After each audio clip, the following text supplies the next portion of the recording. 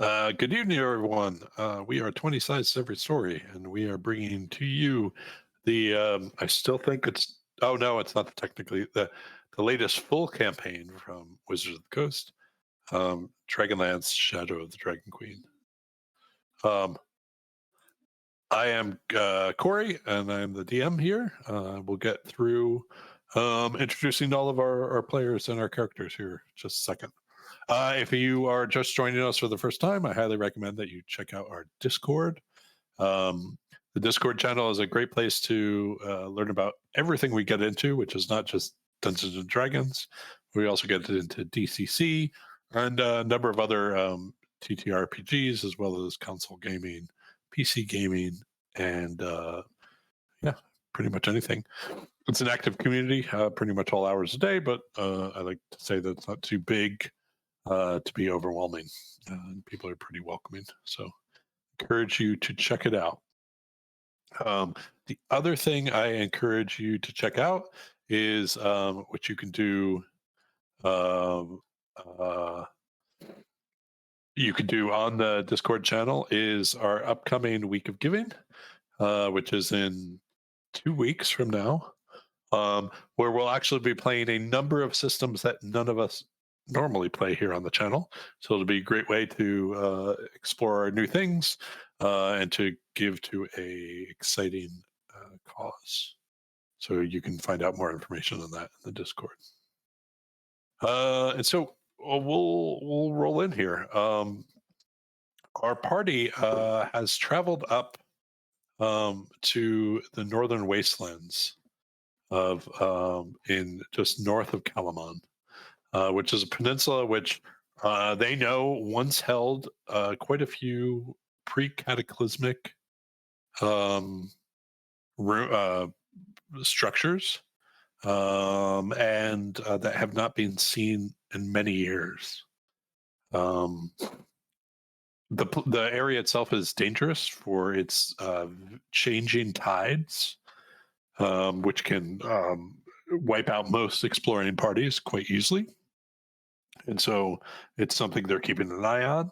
But already they're learning that there are other groups up here with their own agendas. The primary one they are concerned with is the Red Dragon Army, who has sent a contingent up here looking for something, and that something is unknown.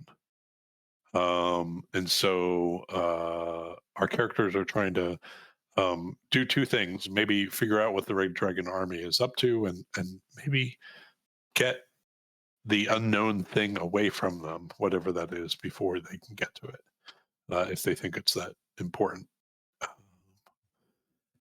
And so, yeah, we will roll right into this, and then we'll do introductions, character introductions. I'm going to start up on my top right, which is David.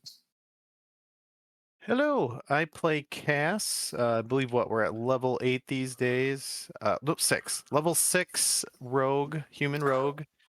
Trying to give yourself a promotion. Yeah, I'm somehow got 2 levels ahead of everybody just by thieving on the side. No. Yeah, so Cass is kind of getting more and more invested in this adventure and campaign as they go. Is very curious about what treasures might lie out here, especially now that we know there are some elves searching as well. And if pressed, Cast would predict that what they're looking for is perhaps what the Red Dragon Army is looking for is perhaps a way to create new flying citadels for this current war. Okay. And sorry, the players knew this, but I forgot to say it. So the question tonight was what their character would predict might be the thing that the Red Dragon Army is looking for. Move down to Dawson. Hi, I'm Dawson. I'm playing Kato. He is a level 6 Oath of the Crown Paladin. As for what he thinks they're looking for, he's thinking, because he doesn't really know much about this area at all, maybe there's some sort of strong point to the north that maybe one of these ancient ruins that have been long forgotten, but it's still standing. That would be a place that people could amass troops. I mean, Vogler is something, but that's burned to the ground and small. Maybe looking for something a little bigger. Castle, maybe? Yeah, that's a great idea. I'll throw up here the Anthlon just because for those of you who aren't familiar with this region, um, the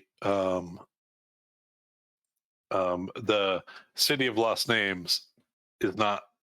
Ignore that. You don't know where that is. But the northern wastes are down here is Kalamon, Vogler, where they started this campaign, and so that they are now right around here. And with the plains of Solemnia to the southwest, so that this idea that it would be a strong, like a choke point or some point to launch attacks is a pretty good idea. So, swinging on over to Lauren. I'm Lauren. I am playing Miranda. She is a human sorcerer. And as to what the Red Army might be looking for, she doesn't have, any real strong suspicions except for just what they're looking for. So they're like, maybe it's the city of lost names. Maybe they, know of a cache of Dragonlances that they're trying to take out of the thing. Just no strategic thoughts or anything, just very high level. Fine. Thank you. Isaac. Hello, I'm Isaac. I'm playing Brallin. He is a level 6 Drake Warden Ranger. As far as what Brallin is thinking, he's probably last thing you heard was there was an artifact here. So that's probably that's what he probably thinks it is. He probably thinks that whatever everyone's looking for, it must be why they're here. So Okay. that's what he's thinking at this moment. And as far as just in general, he's kind of worried about how where the group is actually going on this mission, because it seems like we're getting pulled in many directions. So.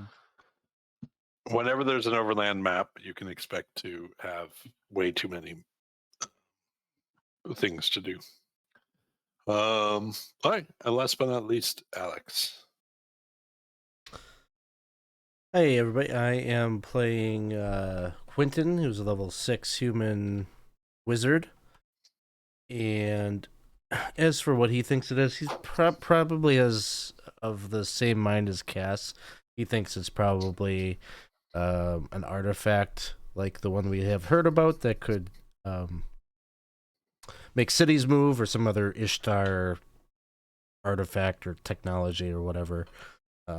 Makes sense that they would want that. They could mobilize their armies a lot faster, a lot quicker, and get a drop on the forces of good that they have been trying to fight against. And yeah, so that's what he's thinking. Hi. And so for those of you in the audience who are watching, my computer's not. There's a couple tokens on here, one of which is sort of hard to see, and I'll fix that either tonight or the party was actually accompanied by a small contingent of the large militia from Kalamon, led by their friend Derek from Kalamon, led by them. Because they are a large contingent, they move actually pretty slowly.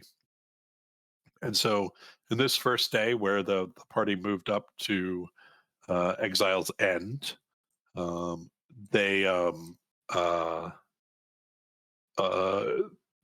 army was basically just getting unloaded from the ships. This is the party token, which I will try to figure out in a little bit how to make a little bit more prominent on the screen, so that it's easier to see on this map. But where the party traveled to was a camp of Sylvanesti elves, and these elves have seen the war at its worst. They mounted a defense of their homeland and attempted to defend it.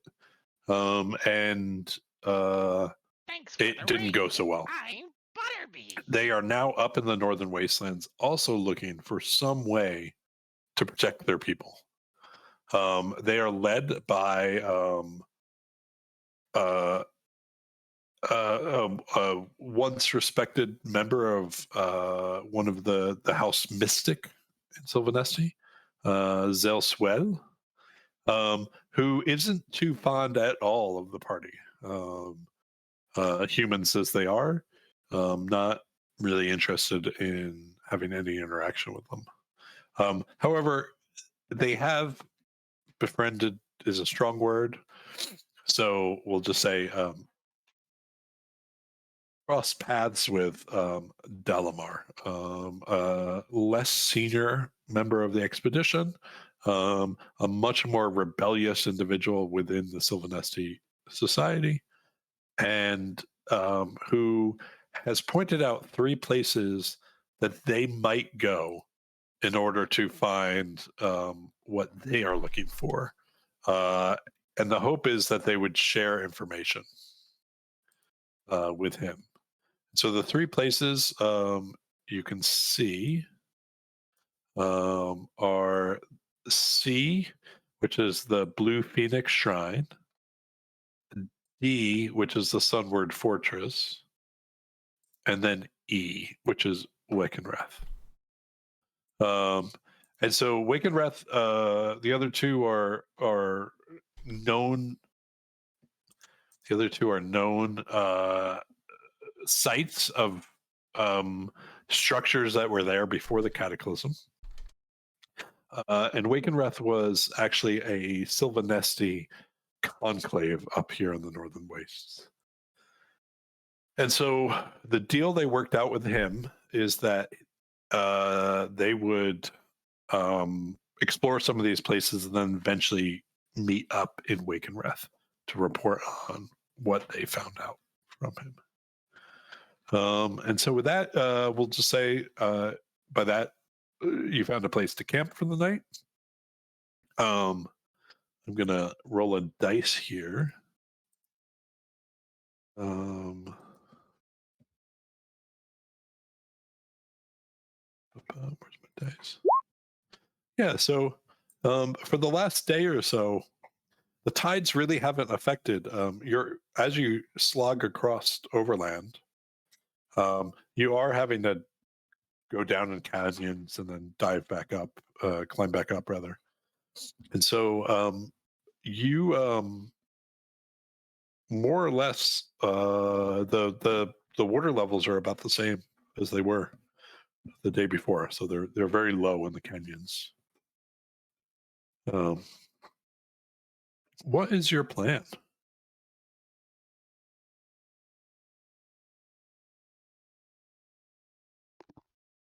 I believe we wanted to head in the direction of Blue Phoenix Shrine.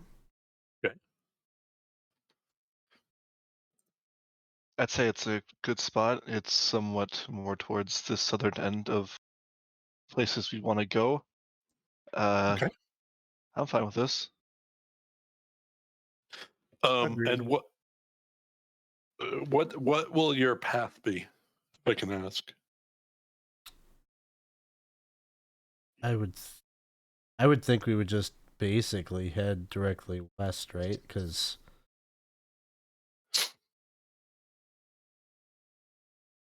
the most direct way there. You say that you're thinking like something like this. Yeah. We'll go along the edge of the It's here, or it is that one has a name. I will give it to you. It's the Deep Draught. was that what you're thinking? Moving along the end of that. I think Brallin would just say that if we could stay on one side or the other of one of these canyons, he'd recommend doing it. Only cross it if we really need to.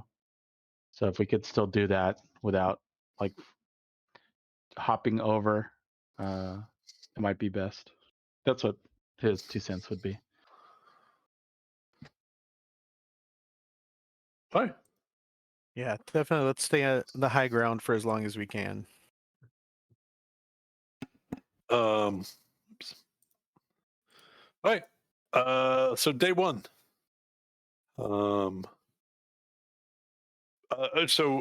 Before you head out early in the morning, you do through the far gaps. So the party has a mechanical device that lets them transmit up to 18 miles. And I'll look that one up. 20 something. Something? Yep, I can look it up real quick. Table of contents.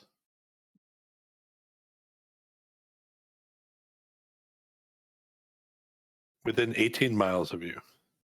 The message emits from the speakers of the device and can be heard up to 10 feet away from the device. So it's not quiet. Okay, so the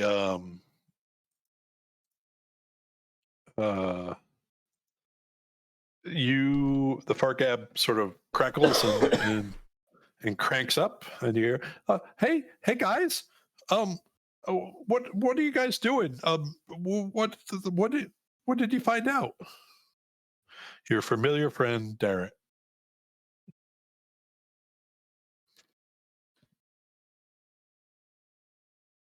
Cass looks to our knight in the group to handle the correspondence. You want me to do it? Yeah, What? you You're nodding to. Okay. Well, we met with the elves. They gave us pertinent information as to possible locations we can begin our search. Probably easier to show you in person than tell you over the device. Perhaps if we start moving westward via location, we can have a discussion, discuss our plans further, then march on. Okay. I will. We'll go west. Are we going to be able to catch up with you? I mean, we can meet up with you. We are move a little bit faster. I mean, this is just to discuss the plans going forward. We'll probably be, depending on how far and fast we go, we might be out of range. Best to discuss it now while we have the chance. Okay. Okay. Oh, I'd also like my horse. So another little personal reason. Okay. Okay. So by the end of the day, let's make sure I can do this. At the end of the day, why can't I do this? Well, it's going. Oh, because wait.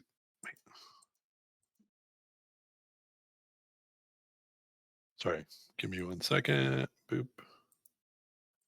By the end of the day, they would be here. It's drawing. They would be here.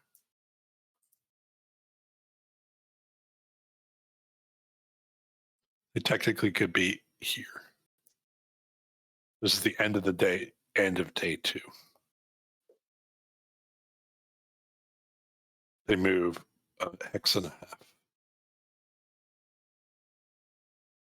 Where would you like them to move?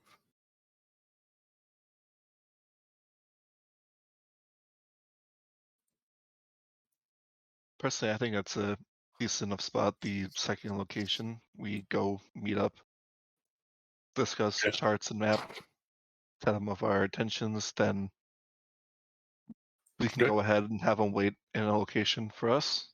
It's gonna take them a bit to march.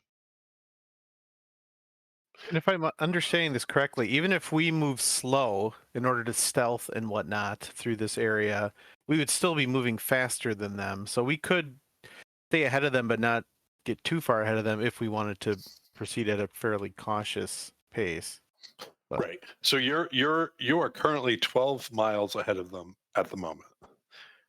They move 9 miles per day.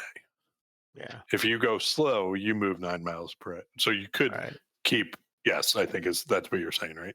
Right. We could if it- continue to kind of serve as scouts, but not get so far ahead that our far Right. gabs won't work. The only problem with that is, I mean, the Dragon Army is also probably moving pretty slowly because they're large, but we wouldn't necessarily gain on them if we went slow.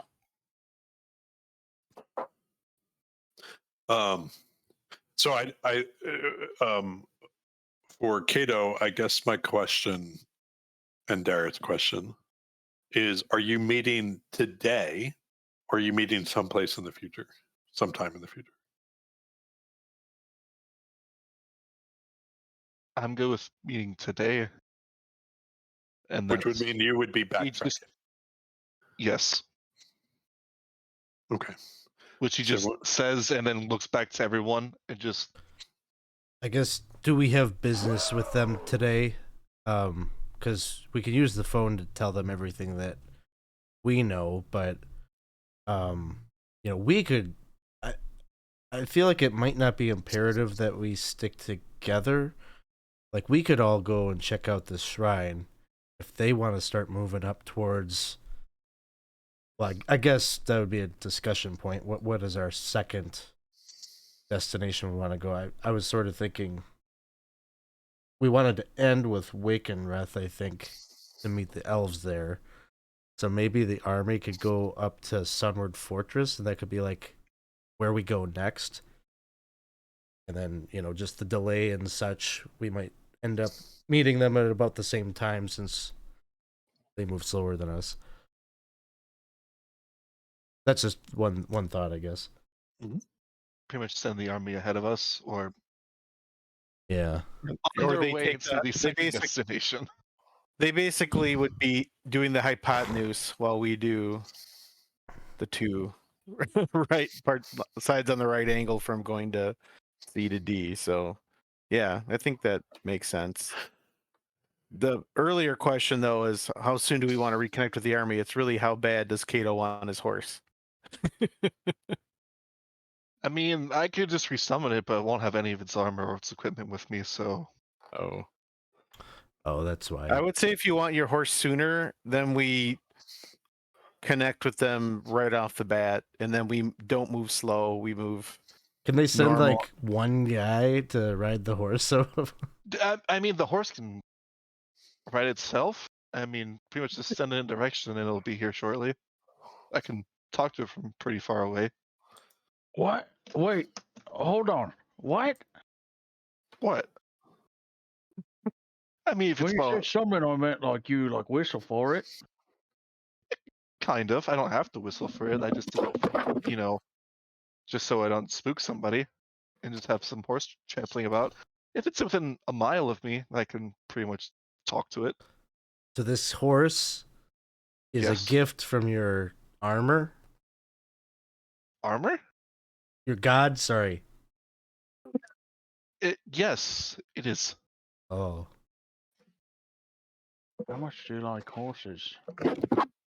I mean, they're very valiant steeds, useful in combats, and great for transporting. Is there a horse god? Yeah, I don't can you worship know. that one? I mean, I'm sure it sucks, but I mean, my pennant looks a little bit like a horse, kind of. It's got that weird horse skull shape. Yes. It So, is a horse anyways, I think getting a horse would be really a good idea and very helpful for the party. So, I'm all for getting that and then setting out quickly. Do you think it's alive? The horse? Yeah. I think yes. The horse is probably alive. Why wouldn't the horse be alive? Don't answer I mean, that question. Don't answer that question. I mean, Miranda said that she had a I can ghost I can horse? summon a horse of sorts. Yes. we sell ghost horses. Remember? Yes. All right, so I mean- guess that brings us back to our point. I can Just just get your summon horse. Yes, call it. Do your thing. It's too far away. Get walking. I don't know. Hurry Put up. Ask I'm Derek ready. to put the far Please, gap sir. right by its ear, and then tell it what to do. Put the doggy on the phone. Hey, Here, boy. Derek, put the horse on Here, the boy. far gap, please.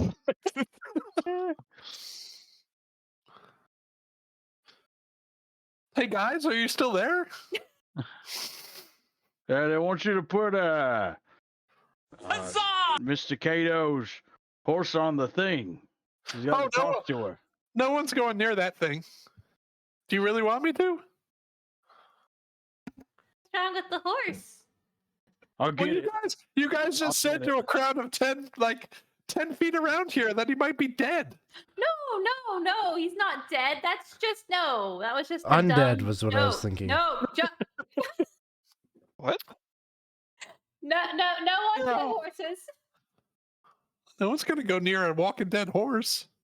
It's not. Oh, Just give him a smell.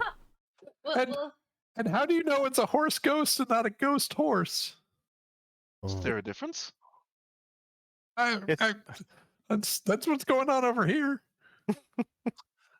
What do you guys? Did you guys have good breakfast? He's right. yeah. We didn't hear. What's the weather like? There's a lot of sea mist. Yeah. I'm sorry to summon it Or at this Look up point. in the It's sky. ridiculous. Look up in the sky. Isn't it crazy that we're looking at the same sun right now? Wow. They're like a couple miles away. Which of the three moons can you guys see? Wow.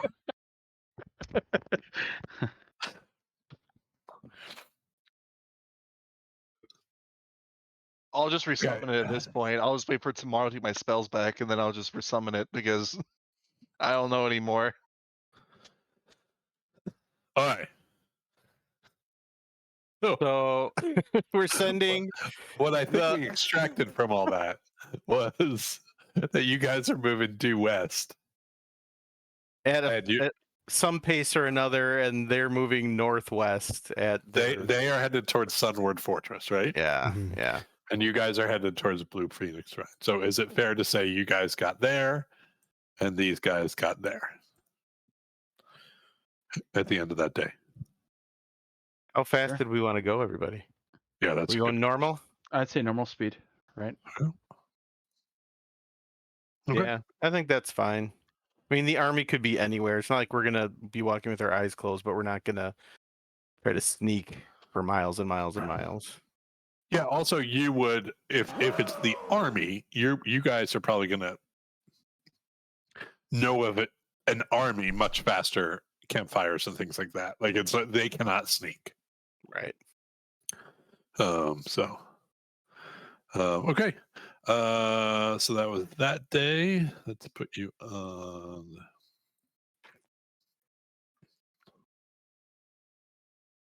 Going on day 2.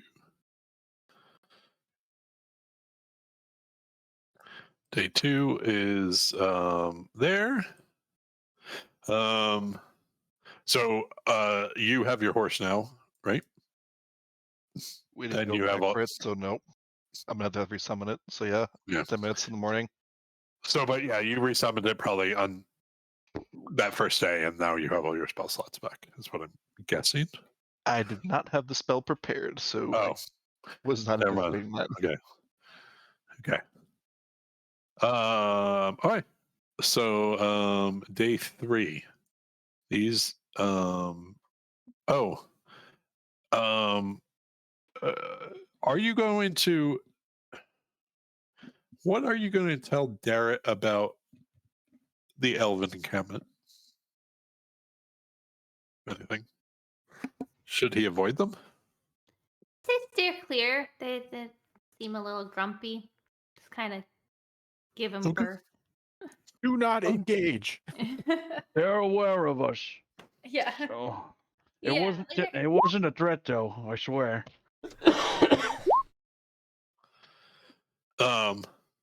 Okay. So you the tides hold off again today. um, on this is your third day after the night of day 2. They're gonna follow the coast. You guys, oops, no, wrong one. You guys are gonna move here. Give me 1 second to go back to something.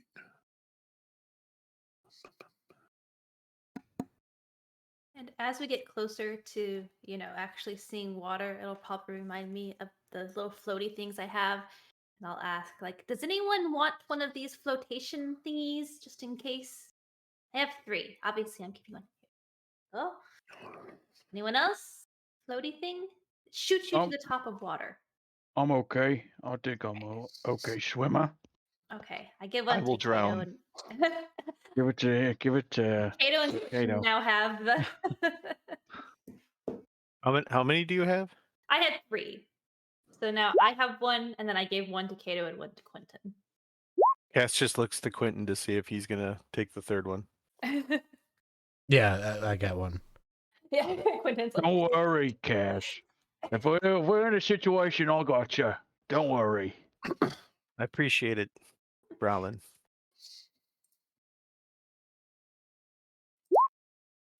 All right. So,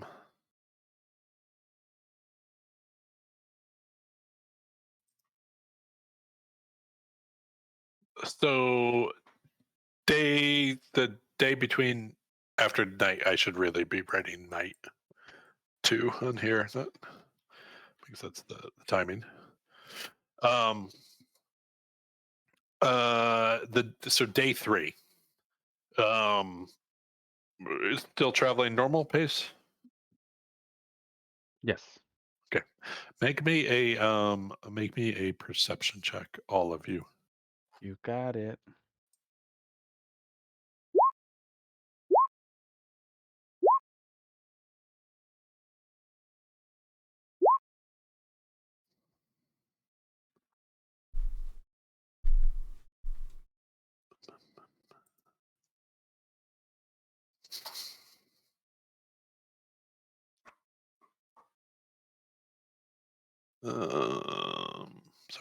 Sorry. Okay.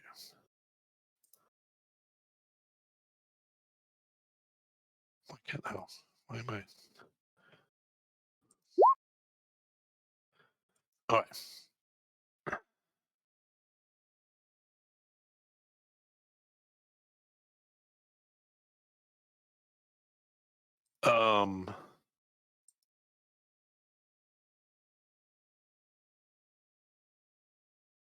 You are I don't have a good map for this, so I'm going to try to describe this.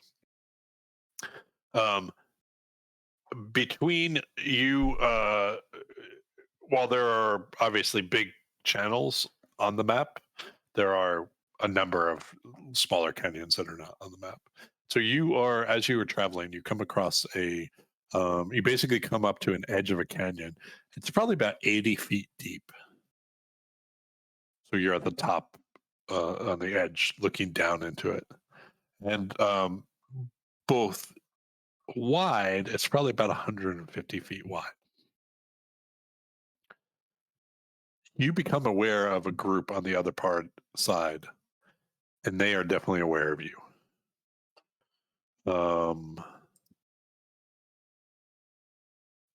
It's a group of 6 individuals. One is hooded. And the other ones, or can we see like what the other ones? They appear to be in armor that is that would be consistent with the Red Dragon Army. Okay. We start blasting. Oh, you said it was 150 or 120 foot? 150 feet wide. Okay. Easy. I'll just put up I don't. I mean, you can. I'm not saying how this is going to play out, but I will. Can we tell which direction they're traveling? Are they also traveling west or? No, they seem to also have been like so your journey, and I'm sorry I didn't narrate this well. Like your journey is fairly boring, but the reason you're going so slow is because you just come across these obstacles, and it just takes like instead of walking like a straight line, sometimes you have to go around a giant rock, right? Or sometimes you have to climb down with ropes down a canyon, then move across and climb back up. So, and it seems like both groups basically hit this canyon at the exact same time, attempting to cross in the opposite directions. And they're both they are also a little confused about what to do with you guys specifically. You can tell they're very wary.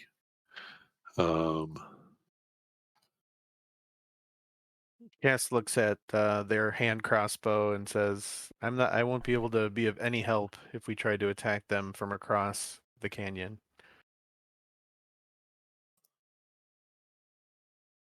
Oh, I could hit that.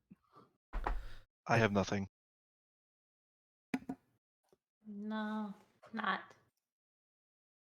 Yes, Quinton, you seem very anxious about something. What is it? I want to burn them. You want to burn them? Yes. Can you burn them, Quinton? I can. I've done it before, and it went really well. From this distance, though. Well. But do we know they're even the enemy? That is my first question. My I second guess a concern fireball, is they'll be our enemy. that they might also be thinking the same thing about throwing a fireball at us. We should hit first. Strike first. Particularly the one in the hood. And I would say that the canyon is partial rock, partial water. Oh. So like at 80 feet below. Not like if I'm yeah. That would hurt.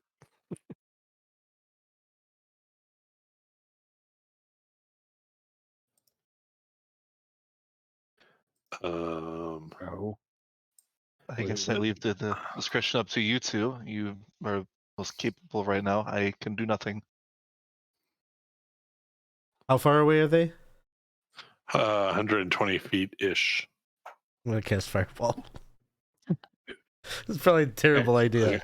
But Give me 1 second to set this up. My terrible map here. All right. Where are you guys? You guys can drag yourself to the right side of this map.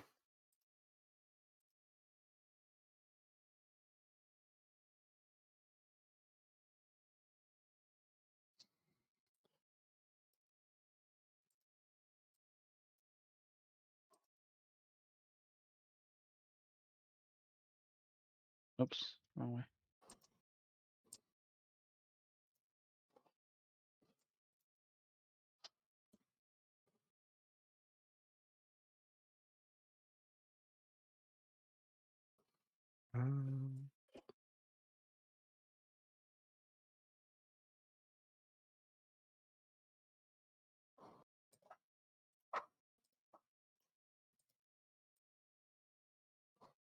Aha.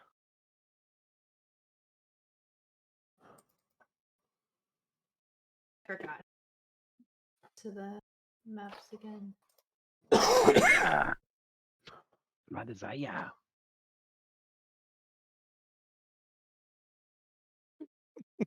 Back as far as the map will let me go. Can't figure out how to get myself on. I thought I knew, but I'm not.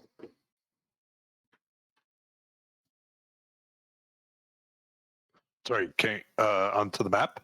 Yeah. I Sorry, forgot. do you see your name in the journal? I do. Okay, so drag your name, not the token, from the journal. I was trying to do, but it wasn't. Hold on. Maybe I'm not in the journal. It's not the chat area.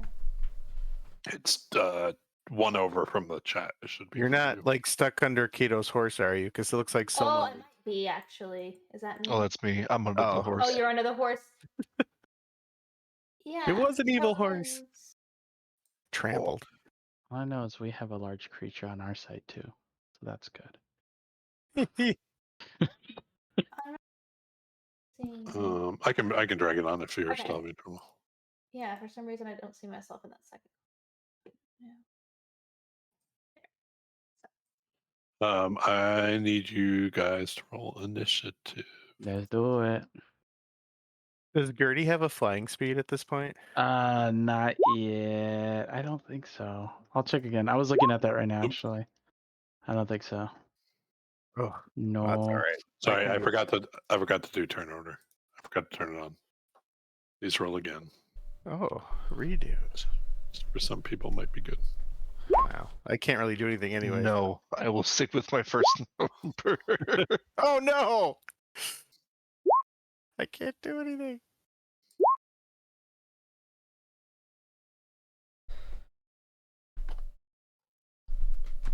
It's rolling twice for me. Is that just showing up on my side, or are y'all seeing this too? Yeah, I'm seeing it. But I I mean, don't know why it's doing that though. first one is okay. Yeah. Fine. All right. So you are throwing a fireball, Quinton. Quinton's disappeared. No, He's I decided. didn't cast invisibility. It's a fireball. Should I fire it now? You're starting the combat, so Aha! Oh, it's a good one Remember too. when It's a good Brallin, one. the impulsive one? I was getting ready. I mean, I'm right next to him, so. okay. So save.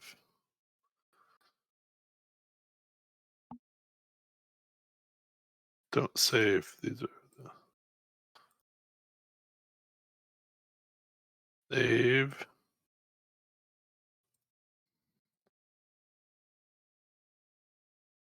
Save.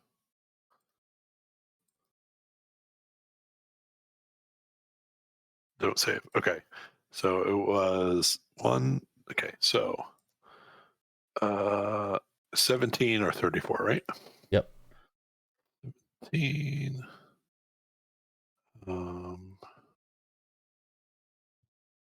Dead. Yeah. 17.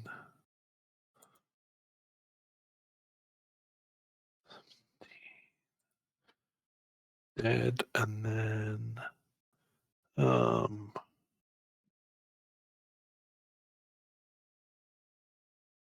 what just happened? Oh, I just switched myself.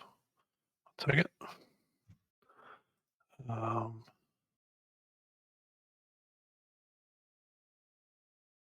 He saved. Let me make sure. Doesn't have a weird resistance.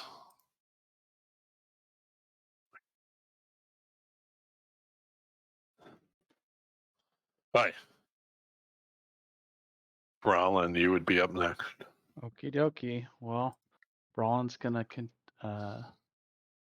the assault with that hooded figure. I'm assuming which one would be the hooded figure. I'm assuming The big, it's the big one. Yep. Okay. Yeah, we're gonna go and sharpshooter. I'm going to use. I'm gonna try to use that with advantage to see if I Okay. will hit with a precise strike. Here we go.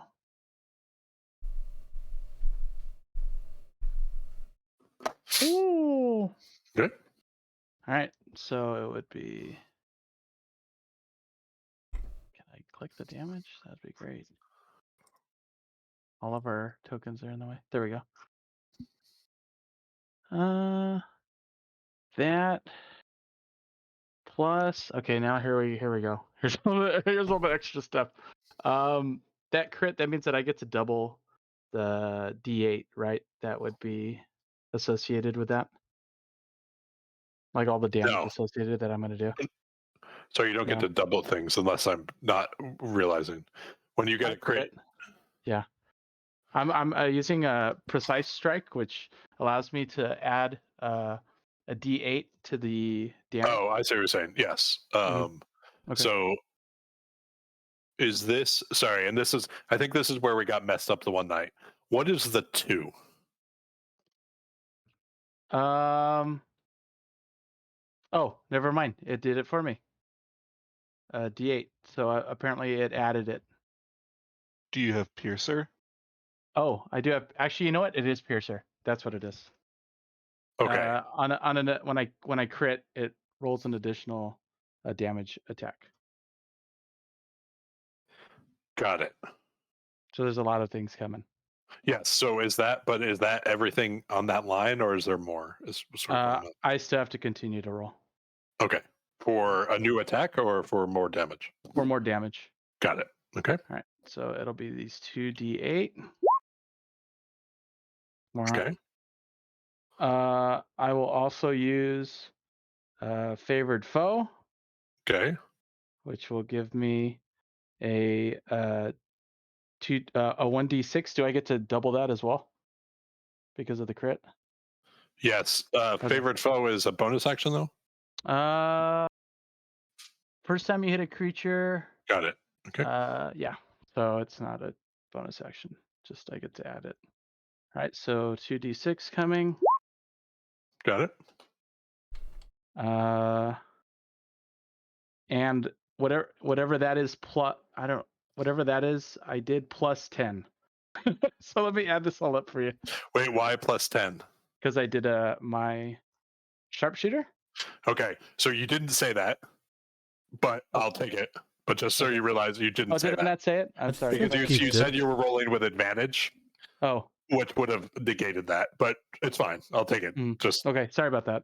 no, it's fine. It is possible that, and this is, I think, where I messed up a few games ago. It's possible you actually clicked on something in Roll20 or in D&D Beyond that isn't showing up here. Okay. Does that make sense? So you could actually be clicking on sharpshooter. Mm-hmm. I don't know if you are, but like it's not displaying here. I would have no way. I don't. Yeah, it's not. If that makes sense. Okay. Yeah, there's not a token for it. I'm sorry. Yeah, I meant to say no, that I that's was fine. doing a sharpshooter. Yeah, no, that's fine.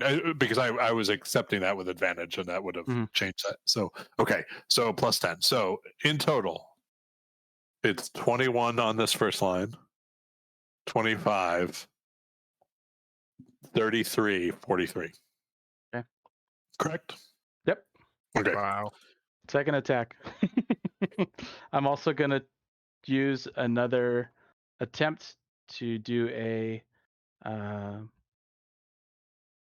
going to attempt to use that advantage. Oh no, I'm sorry. Once per turn. Okay, I could only do it once. Never mind. In that case, I'm gonna just do a regular attack on the second one.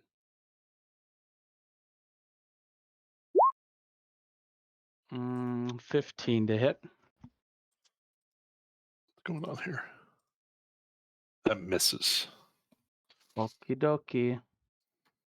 Now I believe that's all I can do. Okay. Okay. Cass. Are there any rocks or any kind of obstacles on the ledge here that I could attempt to hide behind anywhere, like kind absolutely. of along here? Okay. Yeah. Feel free to draw one. It's very rough terrain, so Okay. yeah. So then I am going to basically run down here and use. I'll probably dash because I want to get kind of far in case they throw a fireball. I'll dash and then as my action, and then bonus action hide. Okay. And that's it. Thank you.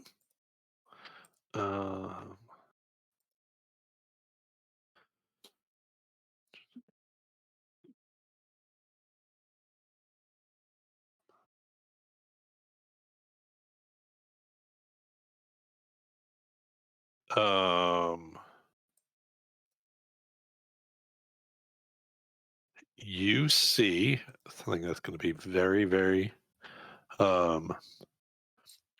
He runs this way, full speed, and he is out of sight. like there's too many rocks. Basically, like there's no flat terrain here. So he's just sort of back and forth. He's off the battlefield.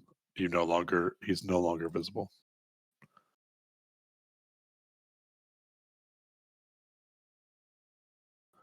Miranda. All right. Well, I'll say that's disconcerting. And I am just gonna reach out to Kato and say, I am going to give you some protection against evil and good. All right. You accept that? If you'd like. Okay. Just I don't know what he is doing, but I imagine it's something bad. So I can't do anything else. And the horse despawns. No, I'm kidding. Oh, that's... But I would absolutely do that. So you say, I'm sorry, I can make you another horse, I say as I'm running away the other way. What is up with everyone and my horse? All right. Anything else, Miranda? No. Oh, you're muted. Oh, just running this way as far as I can. So it's rough terrain though, right? Got it. Yeah. So if you go past the edge of the border, you are now fully covered. So there's no just there. It's that much rock and scrub that it's easy to get out of this. This guy, same thing. Running away. Quinton. So even though they have maybe diverted out a line of sight or whatnot, if I were to cast an area of effect spell like Fireball, like do I have a sense they of... they would be 180 feet away from you now. So if I move up... Think of dash, so they 120 that way. Yeah, so if I move up 30 feet, I'd still be able to hit them. You have to go down. It's a cliff you're standing on. Unless I'm misunderstanding this thing. The teal line is the edge of the canyon, and then there's like height, and then the river is at the very bottom. So you guys are all standing on the very lip of the canyon right now. Yeah, this is minus 80 here. Why is that so small? So this is... You guys are both on the edges of, or you started off on the edges of these canyons. Okay, I see. You're saying that this... So if you took a step to the left, you'd fall 80 feet. Okay. But they're at the same level as you, more or less, just 120 feet away.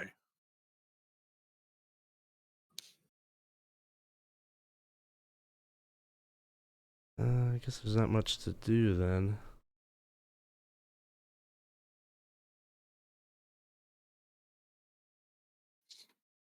Yeah. There's still two over there that you potentially could get. Right, these two, just not. Whoa! Thanks for the gems, Yeah, man. doesn't seem...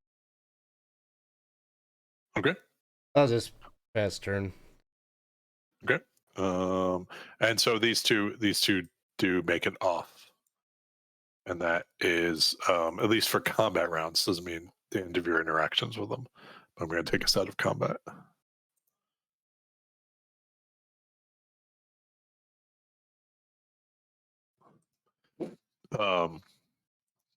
You have how many did you kill? You killed two, right? I deleted them. So two bodies lie scarred and dead on the other end. You know that by everything you saw, they were fleeing. But how far back they are is unknown to you.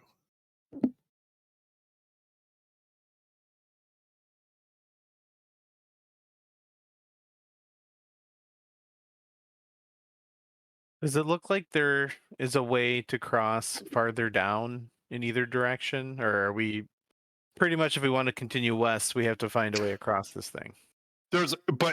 So I don't want that to be the obstacle here, in the sense of crossing is possible. You're just gonna have to go up a few hundred feet down, a few hundred feet. Like there's no land bridge across it, but it gets narrower, higher, and lower. If that makes sense. Right. My Just where you- question though is knowing that they could be anywhere waiting for us on the other side. We don't necessarily want to go down into a kill box. So Right, Cass right, is right. kind of thinking like, are we better off either going north or south to try to go around this so at least there's a chance we're not going to run into these now Right. enraged enemies? And so that was one of my questions I was going to ask you. Are you going to try to lose them? Like, are you going to try to make sure that you don't run into them by heading directly across, or is your goal now to pursue them?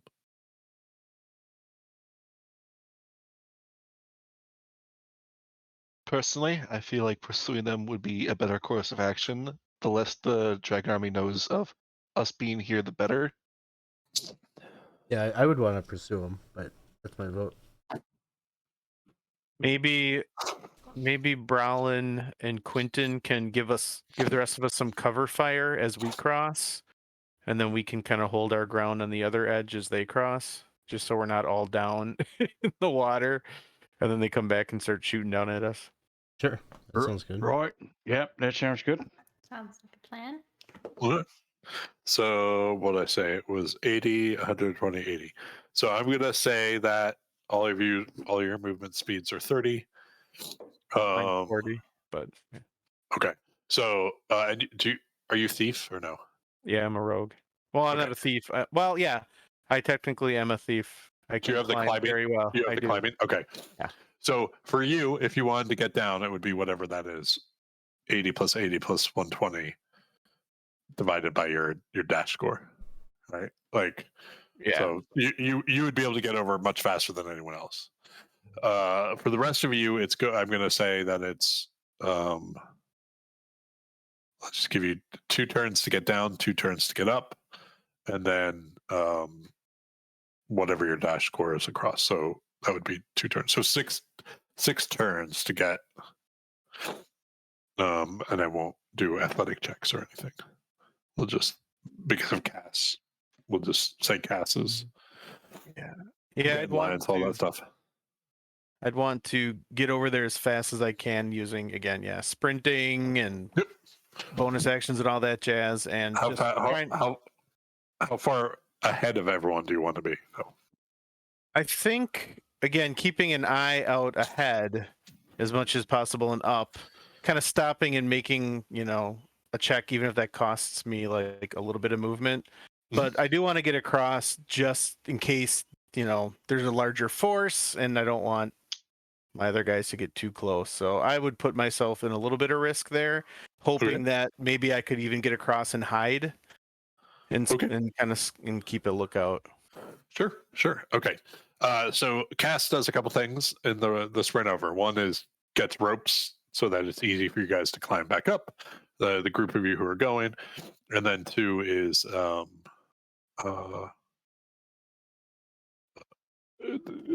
does this. And you can make a perception check when you get up there. Okay. For me. For the rest of you, it takes, like I said, 6 rounds to go down, up. And who is staying? It's me and Brallin are staying up until they get over. Then we're gonna. Okay. Okay. So the 2 of you stay. The horse is staying. Okay. I don't think horse can climb down sheer surfaces, so no, it's not coming with. So okay. Or horse. So the group of you. So, Cass, you rolled for me, I'm assuming. I got 20. Yeah. So 20. you don't see any sign. You see the 2 dead bodies smoldering. You don't see any sign of them movement in the sort of boulder field that's ahead of you. I'll loot the bodies while everyone else is crossing. Yep. All right, what are you doing over there? Making seeing if there's I would not do it. Multitasking. So it must be payday tomorrow because you only found 2 steel in their pockets, and then what they had some javelins. They had, I can look that up real quick. They had more of the armor if you want it. Dragon Army. This is much easier. They had scale mail shields, both of which have the emblem on them. Javelins, longswords. No, nothing magical. Okay. And then 2 steel. Castle pocket the 2 steel and Yeah. tell the others about the javelins and armor and stuff once they get over. All right. So the first big group gets over, sort of 6 turns later. So, which really is a quite athletic feat. That's like Olympian, right? It's 36 seconds later to do that, but The adrenaline's pouring through us. I mean, so, and then the rest of you would come 36 rounds after that, right? So, so roughly a little bit more than a minute later, all of you are crossed, and there is no. You just see the boulder field ahead of you. You don't see any sign of. You see where you could follow their trail, but you don't see that. There's no like. It doesn't look like an ambush, is what I'm trying to say. Not like they stopped right within the boulders. Well, I guess the question is, are we following them or moving forward? I mean, we've already made it this far across. Let's not let the opposing army know that our army is going to be on the way. Yeah, I say we go after them as fast as we can. we don't really have anything about us that would even indicate that we're their enemy, other than the fact that we threw a fireball at them. Right? We're kind of a I mean, we got a couple of Yeah, we want- mages. Yeah, So- except for the fireball. Yes. Except for trying to kill them, they have no reason to think you're their enemy. Well, they don't know that we're with a larger enemy. Right. We could just be, Just isolated. out of curiosity, how much do you think sitting around the campfire they're debating that point?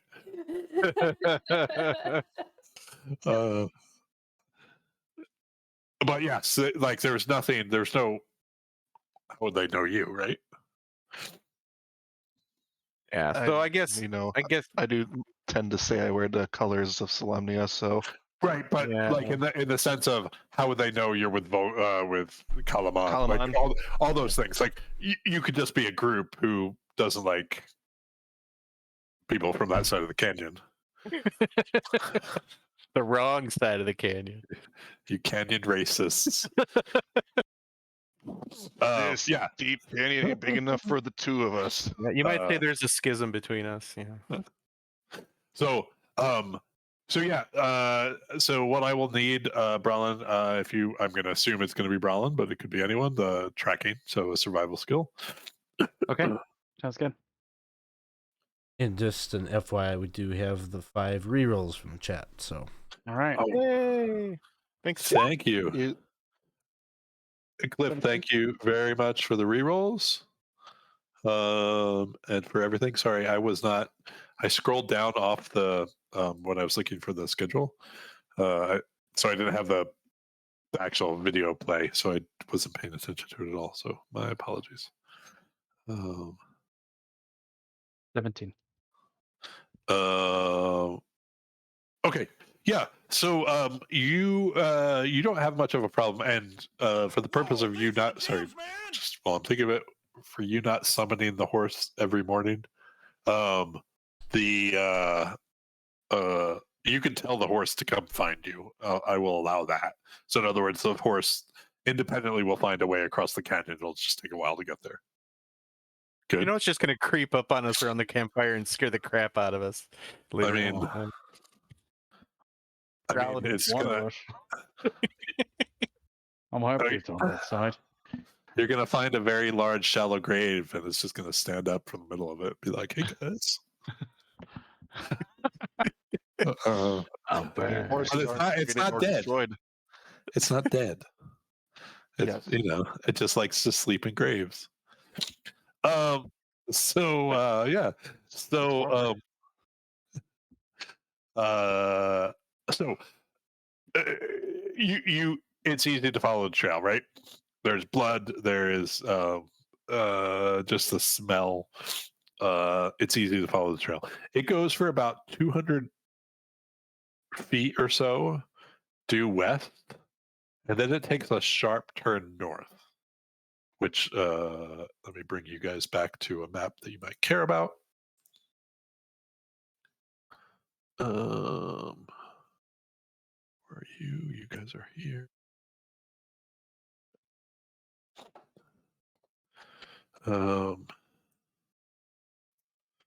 So this is technically where you end the day.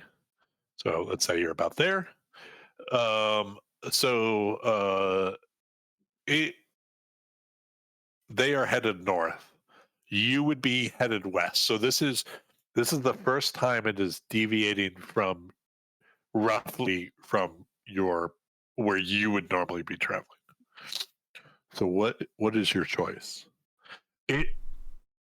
They have some lead on you, right? Like they have a minute or two of movement ahead of you.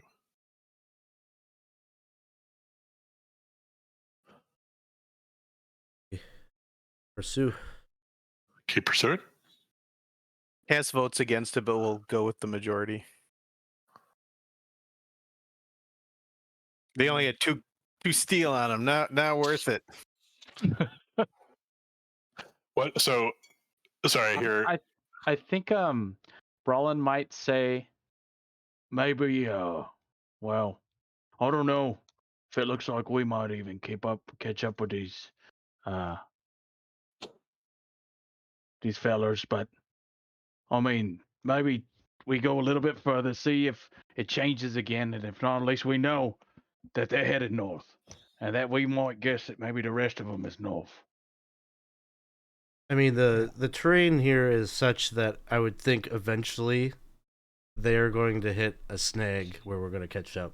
Like, they're not that far ahead of us. Based on what we've seen of the terrain, like, that happens pretty frequently, so. Absolutely true. Mm-hmm. That's pretty smart. Maybe we do. We'll continue a little bit then. Yes. Okay.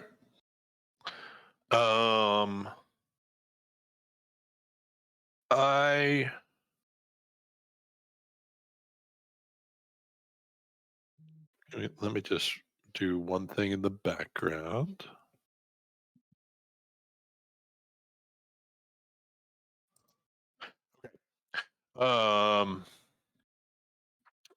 So you go for maybe another 400, 500 feet. And you are being smart about it, the group of you, I would say. Just in that you're not walking single file, you're actually walking almost shoulder to shoulder. So the idea is that if you would be able to pick up their trail easier as a group, right? If and so as you walk shoulder by shoulder, you see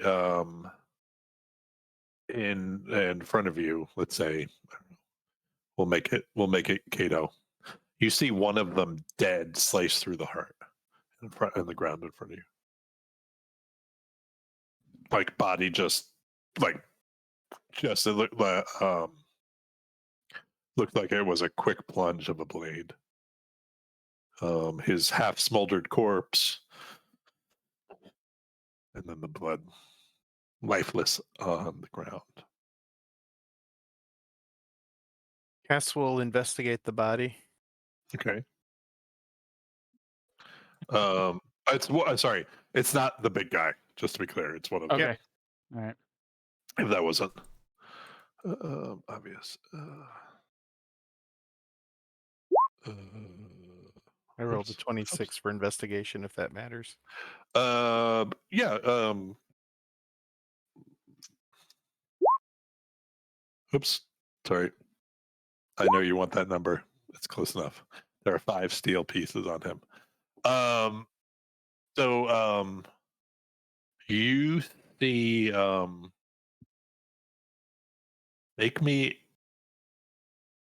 I mean, it, a definitely the individual who was just fighting you based on the burn marks. B, appears that the wound was from the back of a very long blade, and so your investigation is that killed somewhat by surprise. Maybe slowing them down. They just killed him. Cass does dole out. You said it was 10 or 5? Or 4. good, nice try though. Oh, I thought I didn't know. Last time you rolled No, 2d6. yeah, I did. I suppose just One one for each. body. Yeah, right. and yeah, no, it was yeah. Anyway, yes. Cass will give 1 steel to each of their companions. So benevolent. Wow. Thinks the horse. Are you sure? I mean, that's nice. You don't even want one for yourself? You can catch me up the next time. We should continue. All right, I owe you one. Sure. All right, keeping going. Yes. All right. You you keep going. Maybe now another 500 feet. Same exact thing. Another one.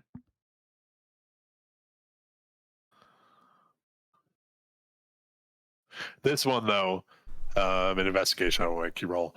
Saw it coming and it looked like fought back a little bit. Well, it looks like someone's doing our work for us, but that leads us to a mystery. We have to solve the mystery. Mm-hmm. Can we? There was one steel piece on this one. Cass just kind of holds it up and then like puts it in their That pocket. one's the one I owe you. They're on foot? They're on foot. All right. And when was that? Just before we go any further, that was a hooded creature, right? And it was large creature. Like it was. I didn't really point it out. It was bigger than the hooded creatures you've seen prior. Are there? But it was dressed similarly, just bigger. If there's soft sand anywhere, would Brallin be able to tell maybe if Sure the foot looks a bit different? Yeah, absolutely. Which brings up the question: do draconians wear boots? That's I bet you every group that's played this has probably had that question. Got exactly this point.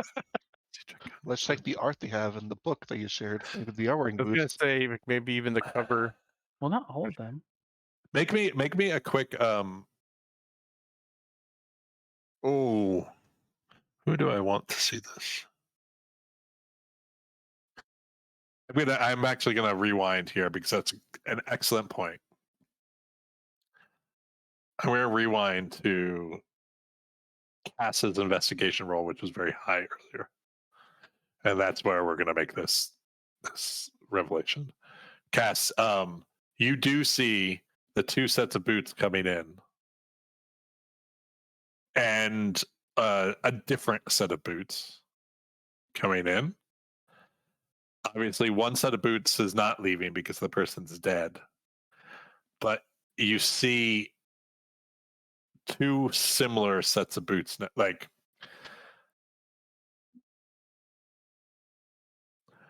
I'm just going to use brand names. I don't know how to make this sound right.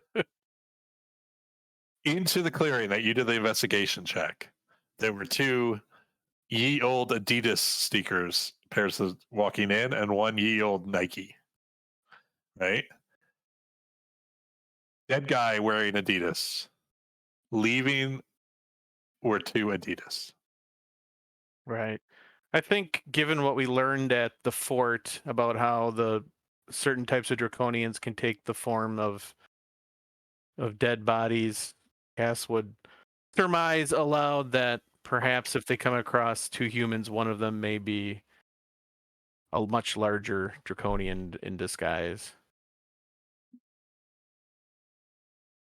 That would be a pretty good reason to kill the first one. Cass is puzzled why the second one died. Maybe they just were So, upset about the death right. of the first one. So fast forward to the second dead body. There is now a dead human in front of you, or not necessarily human, because we could say elf. And there is one set of similar boots leaving.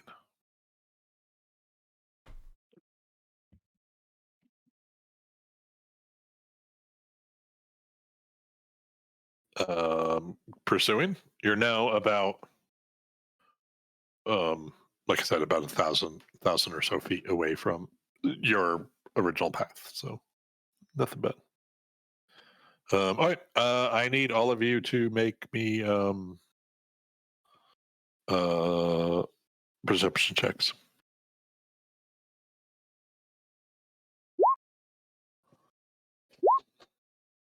Oh, nice. Oh, a couple of crits there. Miranda, what is that? Is it all your rolls doing that? You might be. You're muted. Yes, but you could tell my confusion. I have no idea. Yeah, no, it's very weird. I can't think of why that would be. No idea why that's happening. Because normally when it does double rolls, it does it a different way. Yeah. So I I don't know. have no idea. I guess just take the top one all the time, unless it's. Yeah, I don't know no what it's problem. gonna do when Unless we try it's to do like bad. advantage or That's- disadvantage. Yeah, unless it's bad, and then take the better one.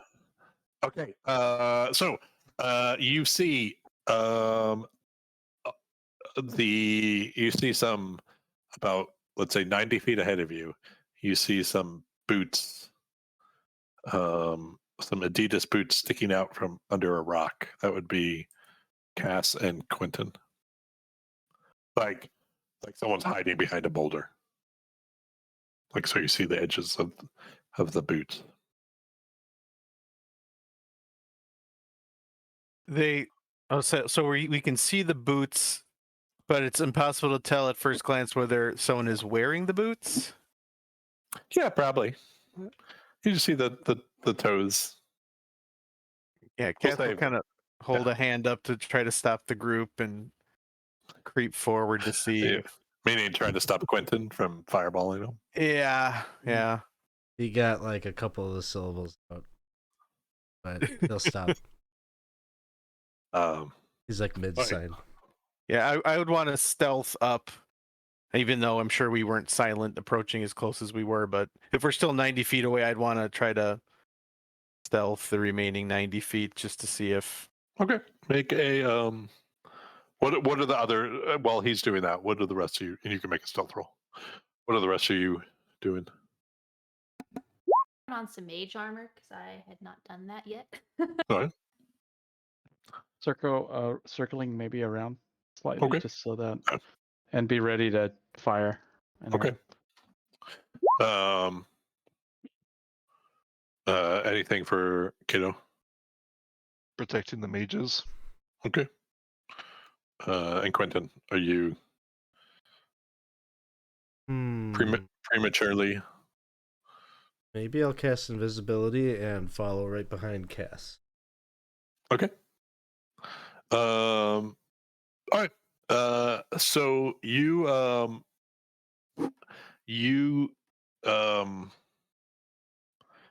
begin to sneak up. As you get closer, you do see there must be something connected to the feet. Like not that they're not shuffling or anything, but you do see slight movement that would make you think there is someone there. And you are now, we'll say, like now within sight of him without him being able to see you. 3/4 cover, and it's a human wearing a hood and has javelin shield, dragon army, armor, etc. I think just because they currently seemingly have the element of surprise here, I am going to use that Kaganesti Forest Shroud. Even though it would kind of, just not kind of risking being able to get close enough to stab through the, around awkwardly. I'm gonna teleport basically behind this creature and try to stab it. I'm trying to. Sure. Do so with advantage. So this is probably the first most of you have seen it happen, and certainly Quinton, who is right there.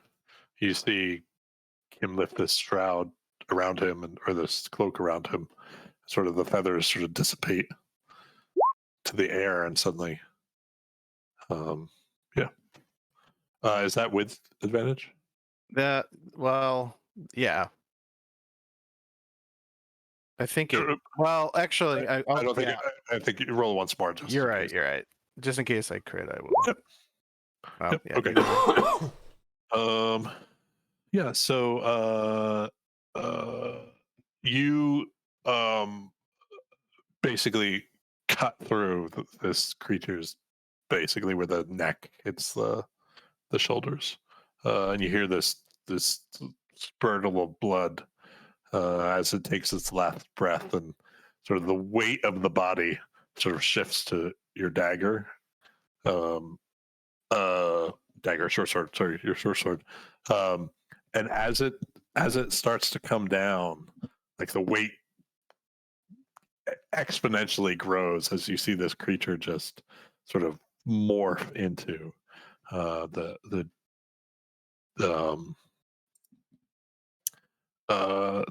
the creature you saw earlier, the large creature.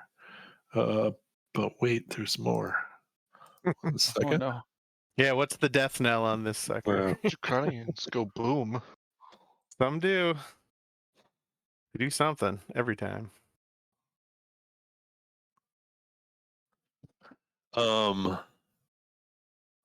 Make me a wisdom saving throw. Oh my gosh. Oh. Okay. I'm not especially wise. 15.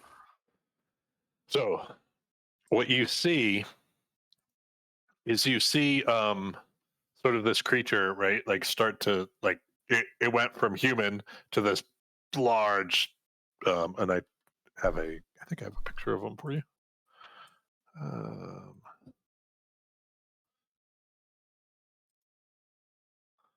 Large loincloth individual. He's handsome. You see so it goes from human to this Sivak draconian. It's the first time you've met this, but then that like the silver of its scales start to shimmer, and that like quickly turns brown, and it starts to turn to dust, and the dust starts to float in the breeze, right? Very light, and then from the center of the dust, this spectral form starts to coalesce in front of you. And just as you recognize like what this looks like, it just starts screaming in your face. And you feel your sort of constitution shake a little bit. But in fact you're not you're able to hold your sanity together. But it in its last breath it took your form before it I think it goes away immediately. Hold on, let me just make sure that.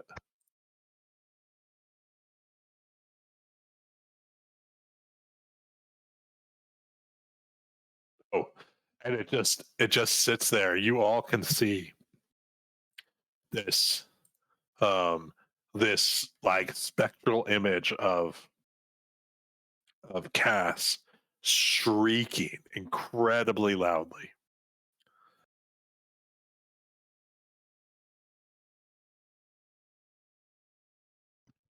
Well, if it had any is friends that? nearby, they have heard that. So we should probably leave. They're like a Dragonlance, this because I think.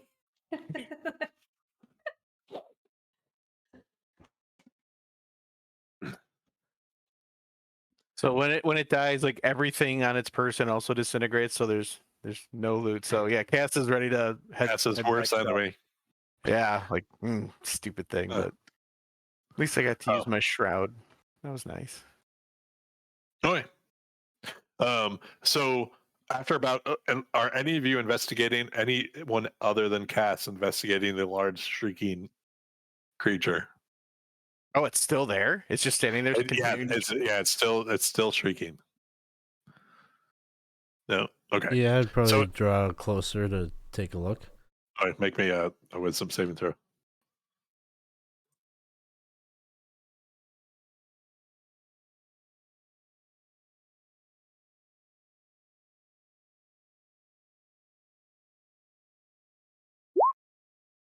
All right.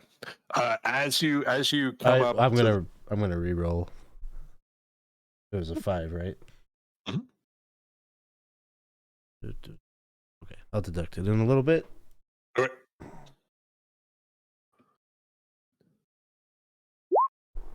All right. So as you walk up to it, and as you get sort of near where Cass is standing, you feel it too. The like the as you get close to the sound of the shrieking, like it starts to shake your bones from the inside, and sort of your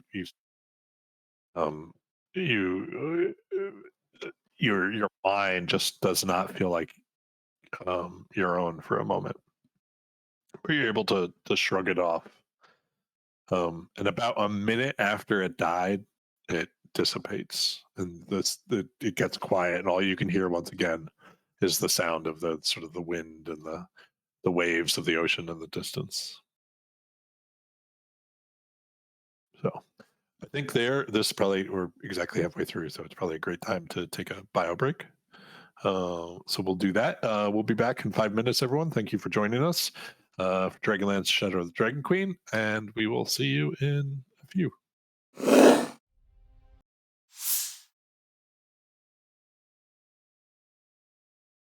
Oh no.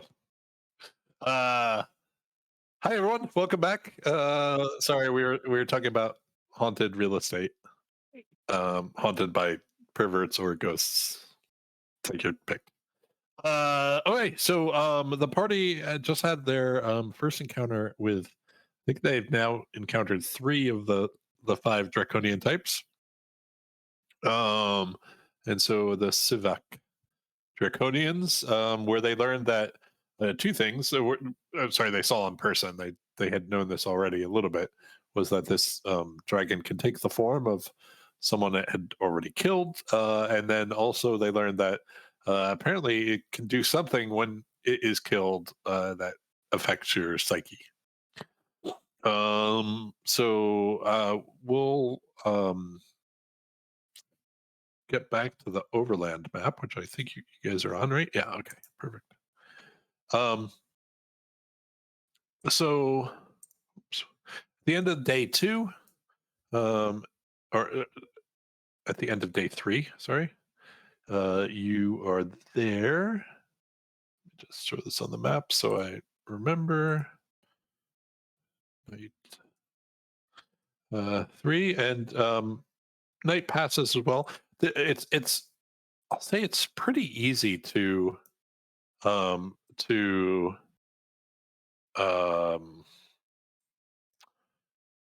you do need to keep watches, but just any sounds you hear that are weird are problematic, and then otherwise you hear pretty normal sounds. You hear a lot of waves crashing through. You also hear, sudden rushes of water coming into the canyons and then just as quickly sort of flowing out as the tides do weird things to these canyons. So you do need to keep watch, but the nights pass relatively smoothly. Let me update the army as they move to, so they'd be about here. They move 1.5. All right. So, on the, I can't find you guys anymore. There you are. So, on the, for you guys, on day 4, you actually make your way to the, down into the, to the canyon where you come into contact with the shrine. Um,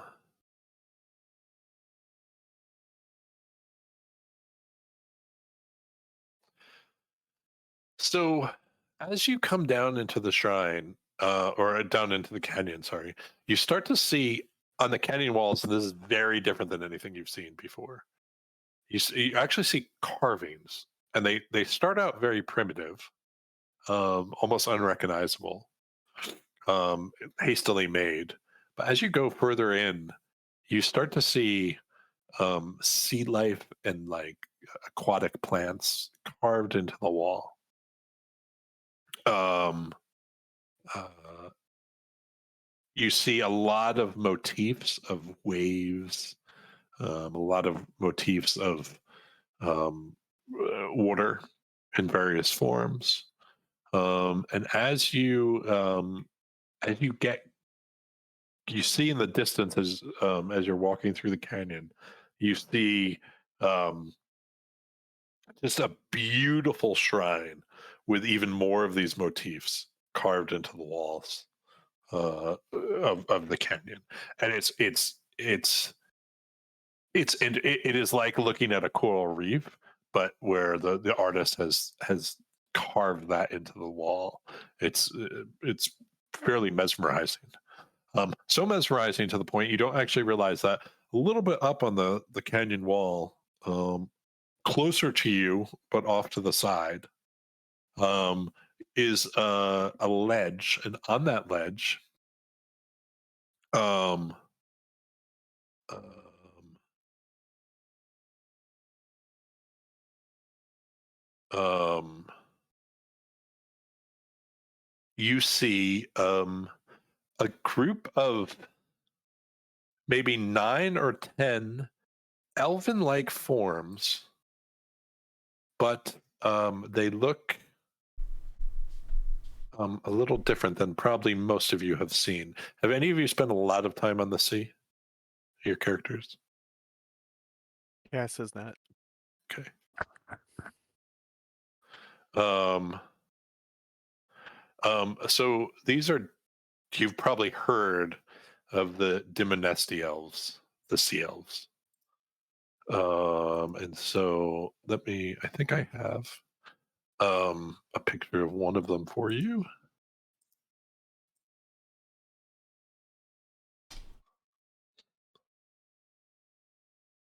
Nope. There he is.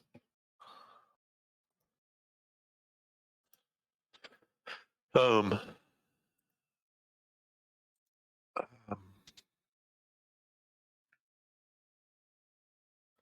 um, and they all are looking at you approach the shrine. Um, most of the group actually shrinks away, like seemingly in fear from the group of you. But one individual, the individual I sent you the picture of, stands at the edge of the ledge and says, "What dangers do you bring to this place?" No dangers. Any dangers that we were aware of, we took care of them.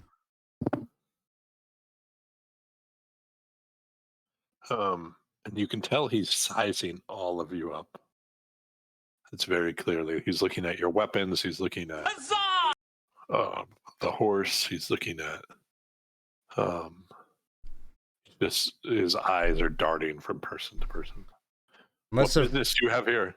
Unless, of course, you're aligned with the Red Dragon Army, then we're all dangerous.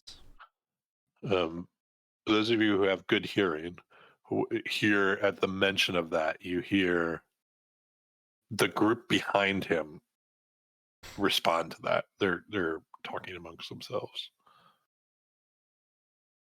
He says, "My name is Ishvern. Come, I mean you no harm, and I hope you do as well. This is a holy place, and I would ask that you respect it as such." And he climbs down from the ledge and walks slowly towards you, maybe still keeping some distance. You see the gaggle on the ledge, all sort of cautiously looking at what's going on. Um, uh,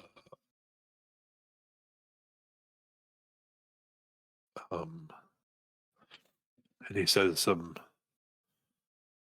"The shrine is the place holy to us. I would ask that you respect it." We will.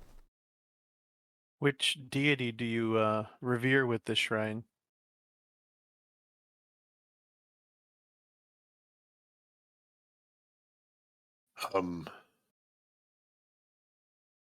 He's an old deity, one we have not seen in some years. He's known as the Sea Lord.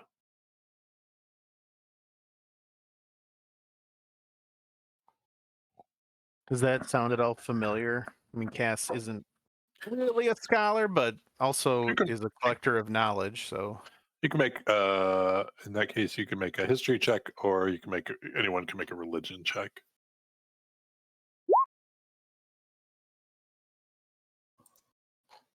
$19.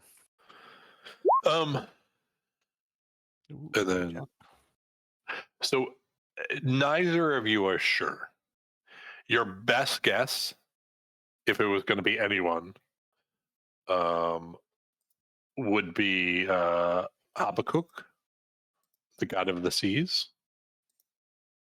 But if the Sea Lord is vague enough, it's definitely not one of the new gods, like the new powerless gods. That one, or if it is, you've never heard of them.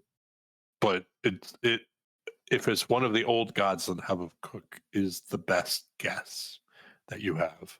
Ishvern, though, would not know that name. Oh.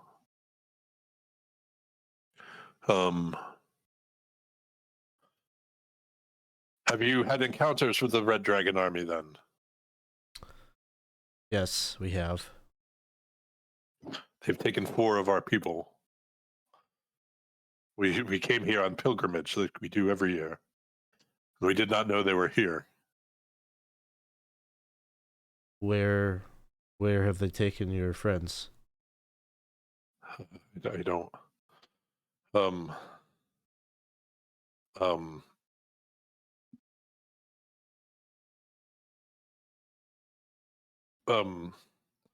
Sorry, I'm just seeing what he knows about it.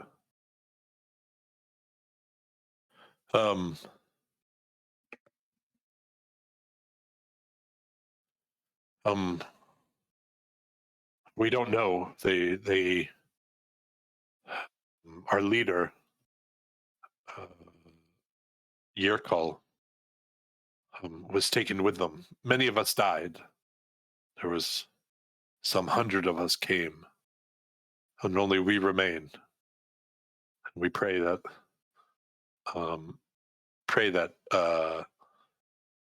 our God protects them even now. And no year, like the amount of time, Kel, Yerkal, not Urkel.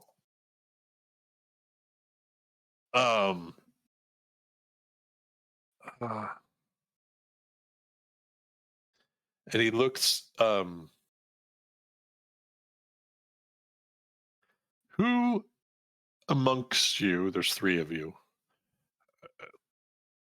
who wears their holy symbol openly? I'd say Brallin kind of just has it open. Quinton. Cass does actually wear a holy symbol of Gillian. Okay. neutral god of knowledge and whatnot.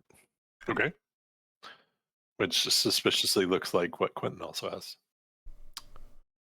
Oh, Your holy symbol, or you would have a symbol of some kind that has the same symbology that Cass is wearing. Oh, how did we never notice that? I didn't know I had that. Because we haven't talked much about it.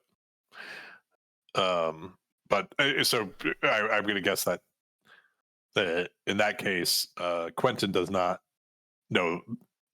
Quinton is aware of this thing he has, and we can talk about what it is and explore that more.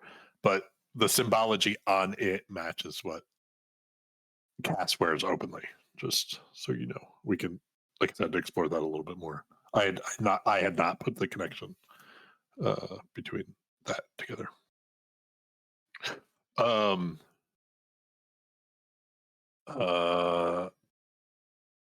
But Ishran says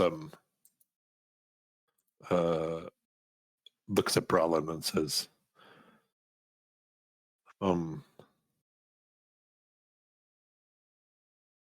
we require your help, all your help to complete the pilgrimage. So you seem like holy men. Yeah, totally. Yep, that's us. Please, sorry.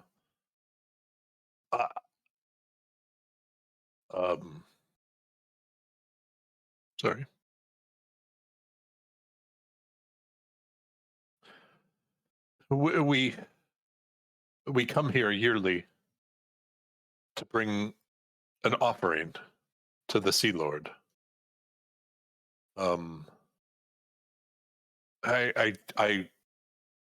But it is Yerkul who does this. Perhaps you would know the proper rites to make such an offering.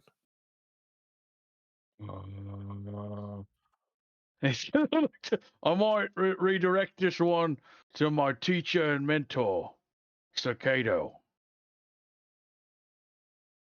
He's a godly person, for sure. I see. I'm sorry. I didn't realize. Would you know how to? We this is a centuries-old tradition, and if we do not do it this year, I fear. No, we will definitely. Yes. If you entrust this to us, and we are going in there, we're going in there, correct? Yeah. Yes. Yes. And I'm just gonna like switch spots with Kato. Oh, like What? almost like.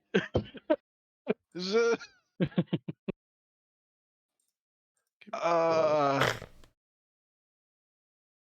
mean, as holy men as we are, you, so you say you have an offering to give? Yes.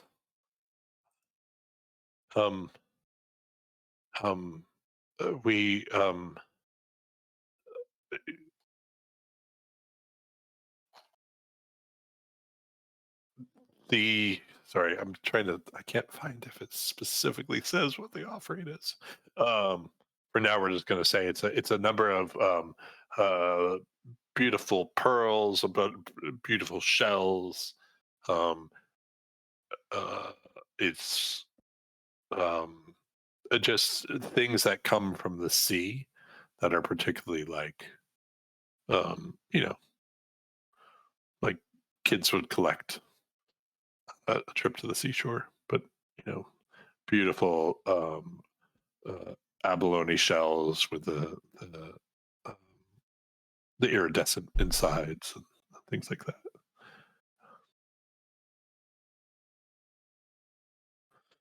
A very generous offering. These are beautiful. I don't personally. I don't think a god of his power needs things. I think it's more our piety, the important thing that we can give him, and it is we have not. This tradition has not been interrupted for centuries, and I fear that without Yerkul, it will be. but perhaps you can help in his stead. I'm going to move you onto a map. There is some water at the bottom of this. I'm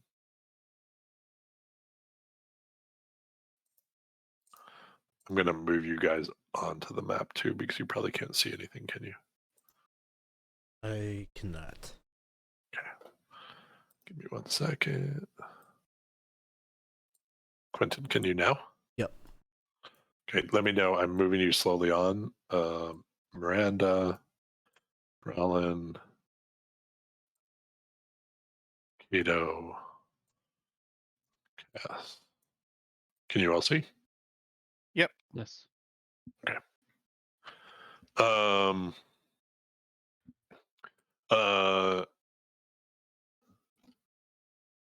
And so he leads you up to the entrance, and the entrance is carved into the sides of the ravine.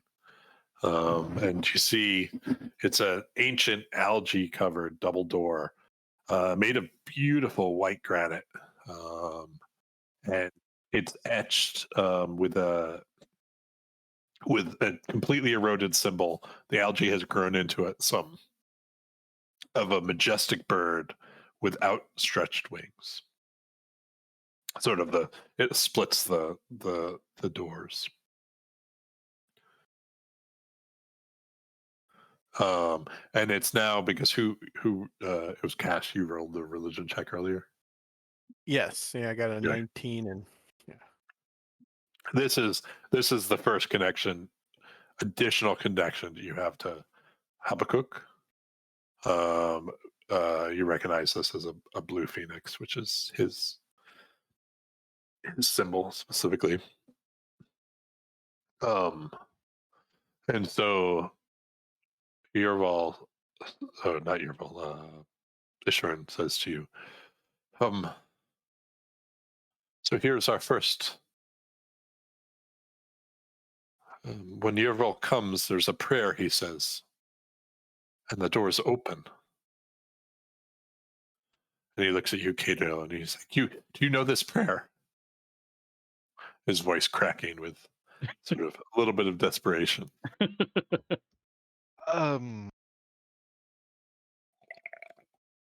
Not immediately. Well, let's start with what we can figure out immediately.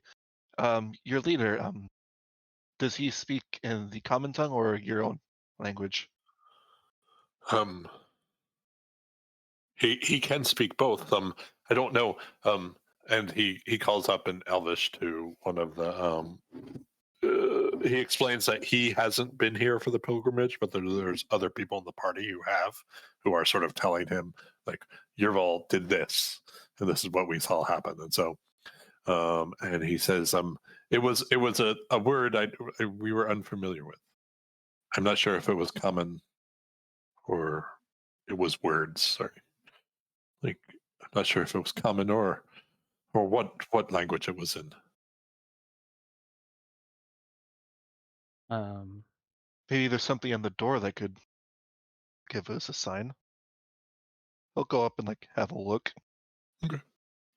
And you see the blue phoenix image. Anything else? Anything showing under the algae? Anything under the No, sea stuff? no. The one I think you would have a. You know how some buildings age like gracefully. This one probably would have, but just weather and have basically allowed it to not. It's not taken care of as well as it should be. But nothing trying to push away the algae. It's just the image of the phoenix.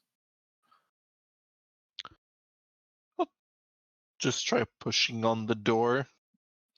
Just solidly sealed. Nothing.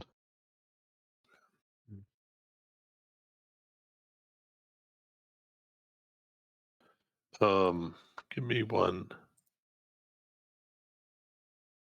Would also say, just so we're on. Oops, I don't need to move you guys to look at this. 1 second. Yeah, so this would you would have gotten here around evening, just to be clear. So it's in the evening.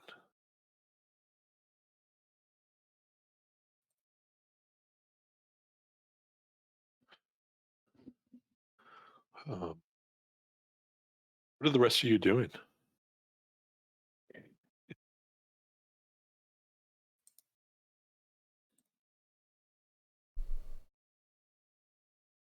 Um, well, it's a name. It's a word you said.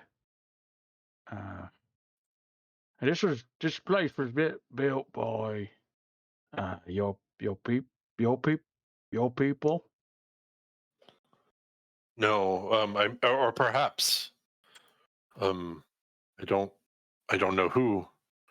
Perhaps um,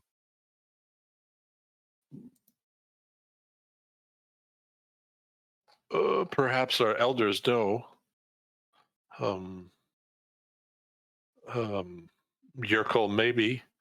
I don't know. This is older than us, though.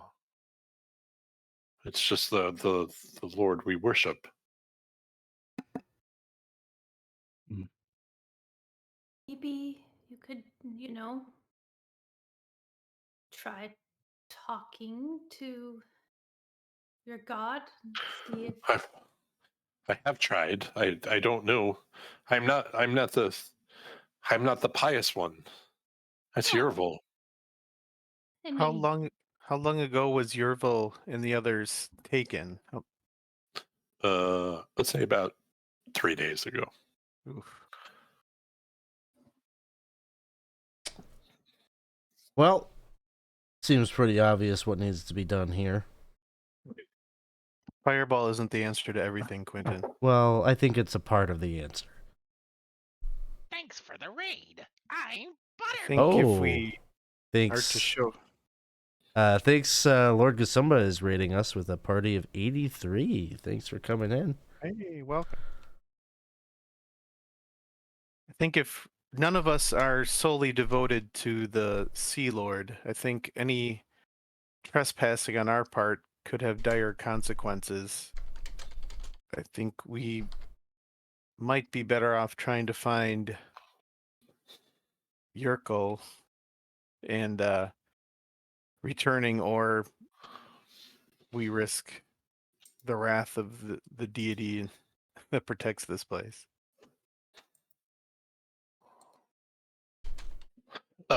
As you say that, I want to try something. I heard someone Okay. say talk to the door. Okay. So I guess he's gonna put like his halberd to his side, bow his head a little bit, and then in short say, blessings upon the Sea Lord. Help us get entrance to help complete the pilgrimage that these people have set out to do.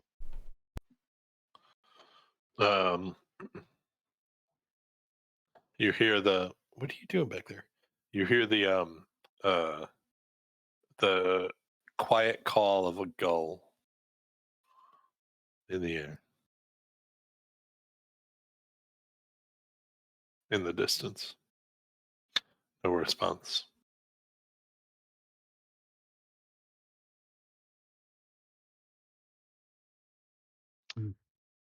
Because I have it, I'll just do a divine sense, because you never know.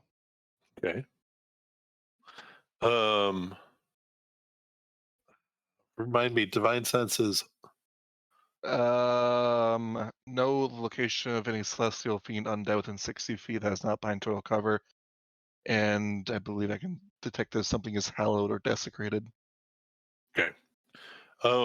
Yeah, within the shrine, you definitely can feel the presence of, maybe not hallowed is in the exact terms of the spell, but that this is a holy place.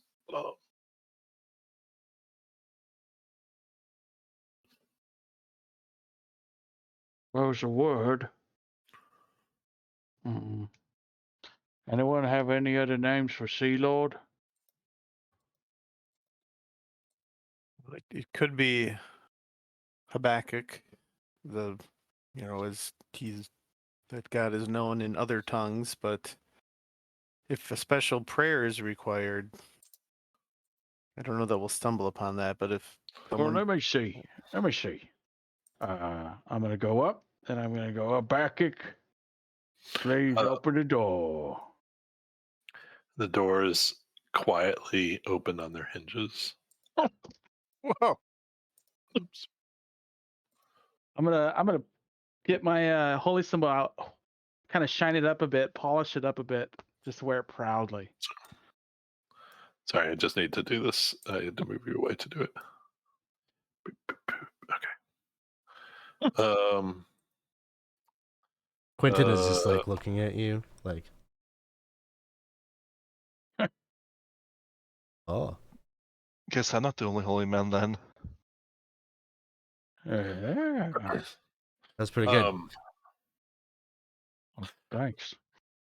So inside, you see a long room, and you see the walls of the room are carved with motifs of rolling waves.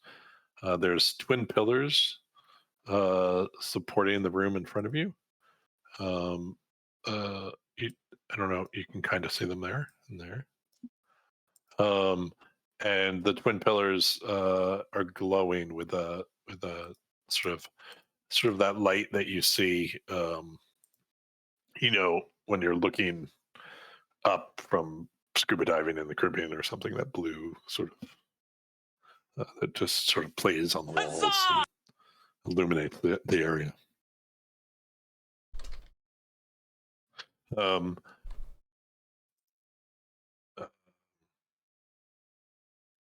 Ishran says, like many of the places, this you do see at the far end, you see an altar carved with more coral-like designs. And behind it rises a pretty big granite sculpture depicting the bird from the entrance of the shrine. But its outwreathed wings are just its outstretched wings are wreathed in flames. There's an alcove to the west through an archway, and a simple stone door is in the wall to the east. Ishran says, please, like many of these places, I should say everything in here is difficult terrain. It's about 2 feet of water on the ground. And he says, please, as customary of my people, that you cleanse yourself first. And he points to the room to the west.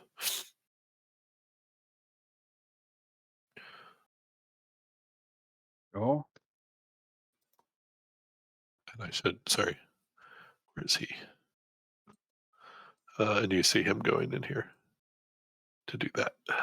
I'll follow.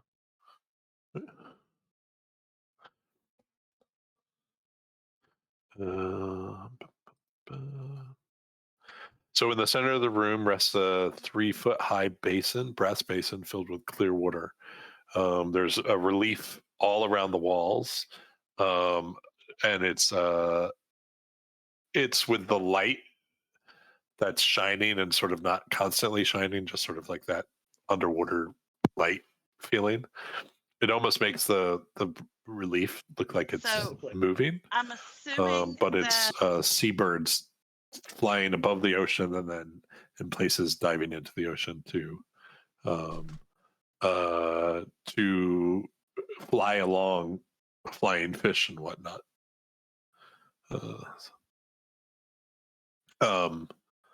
Ishran moves over and kneels in front of the pool, and he spends some time washing his hands and his face. What are the rest of you doing?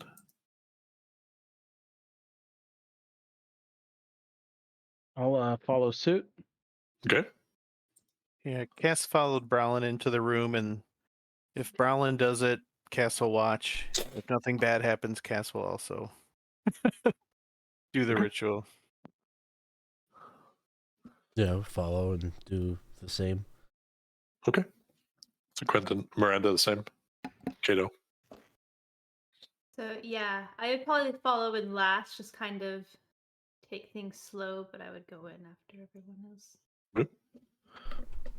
I think just because I'm playing in this monitor that I could see my languages, that it's big enough that I could see it. I think he might kind of lean over and just talk to him in Elvish for a second and just be like, I don't know. In Elvish, he might be like, oh, is this for you know, cleaning our sins or the filth? Oh, You don't use your two front teeth for that. So. He says, you would very much like to speak with the holy people of our, I do it because my parents before me taught me to do it. And it's just bad form to go into before an altar of the Sea Lord, dirty and unwashed. I suppose I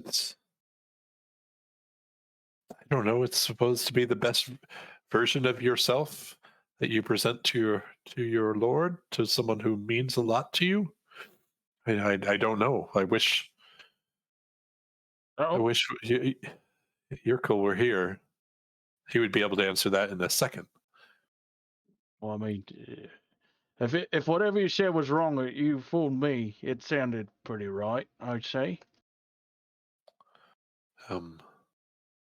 Well, it's worked every time so far. So, and he continues watching himself. Kato and Miranda, I see you're inside, but are you doing the same thing? Yeah, I would after. Okay. Just waiting for the room to clear out. Got it. Okay. I'm just gonna grab some coffee. Just my voice is killing me. The question is, do I cleanse Gertrude or not? Yeah, is that like disrespectful or showing additional respect? Hard to say. I think, yeah. I think. Do I like think, sprinkle, you know? He would I kind of imagine- sprinkle. Clean that dirty bird. It's And baptism. Dirty bird. Little baptism. it's like one of those cats who doesn't want to be like Yeah, taking a bath. Yeah. I would. The party has agreed and decided that I am going to clean Gertrude slightly. Just reach behind my back and. Got it.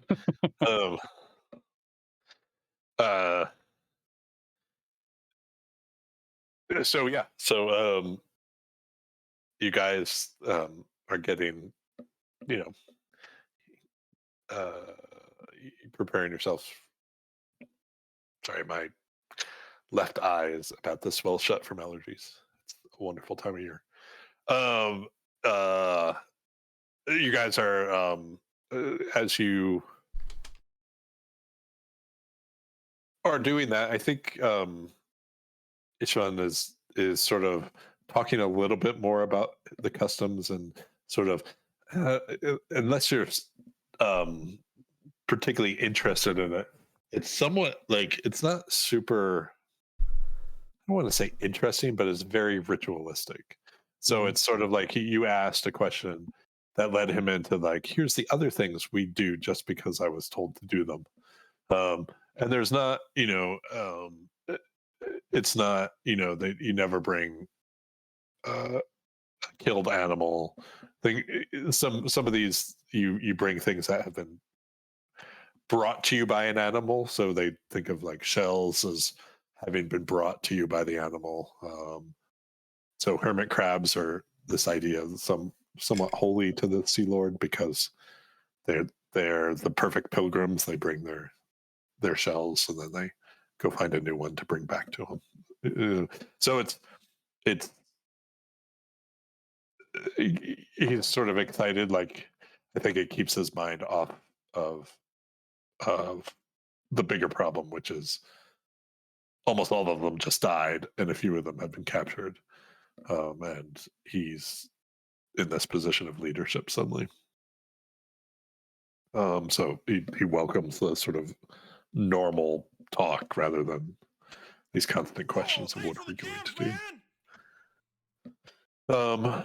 Yeah, so he about a good 10 minutes he spends cleaning himself before he stands up and says, I'm ready. And he steps back out into the main hall.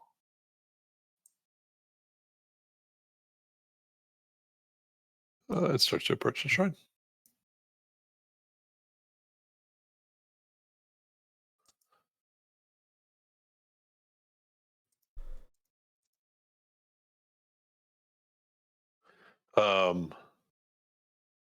You all and all of you just watched, right?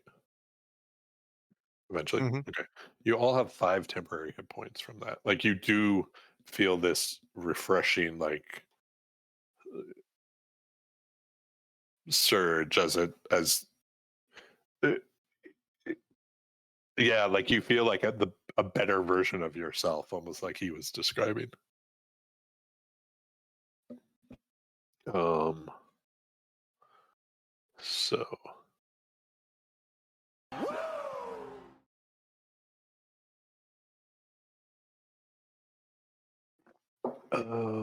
Okay. So.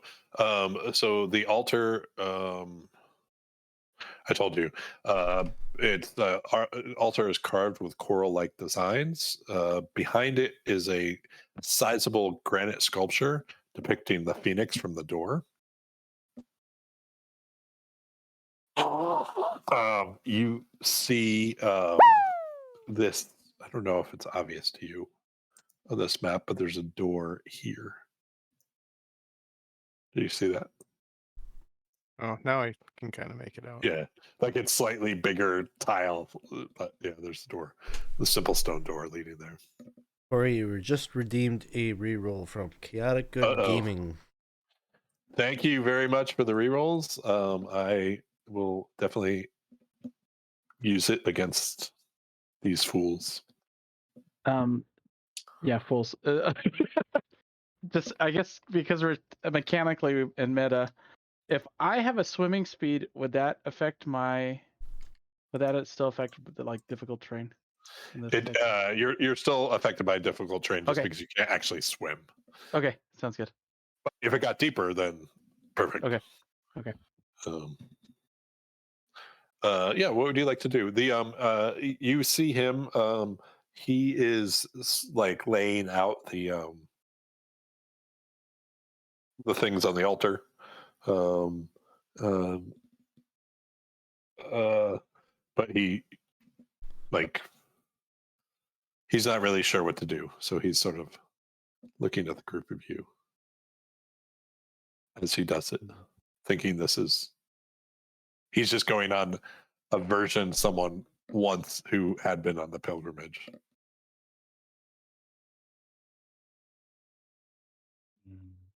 Kato, does that look right? Well, I can't say what is right or wrong in any context. I guess it all depends on who the believer is to have them believe what is right. Perhaps he offers his own prayer in his own way. There's no one right way to do anything.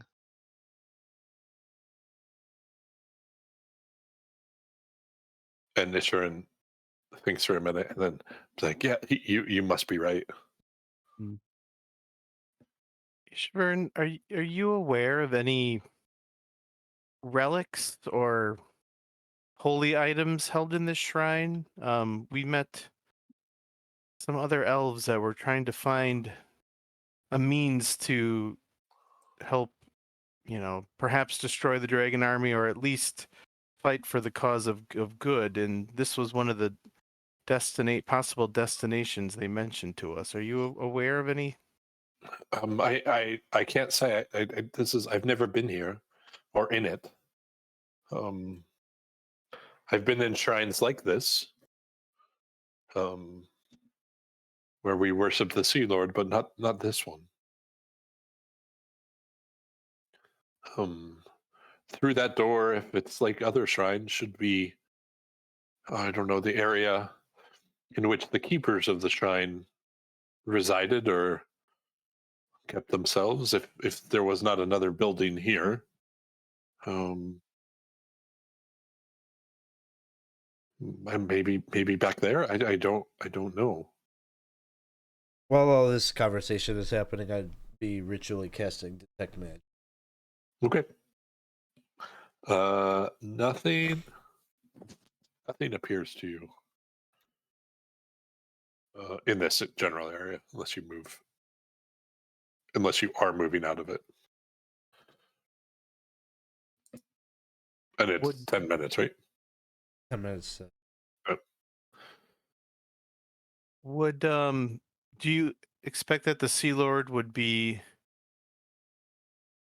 insulted by the intrusion if we went and explored further on, or as long as we are reverent? He looks at Kato. That's all our go-to moves. Look to Kato.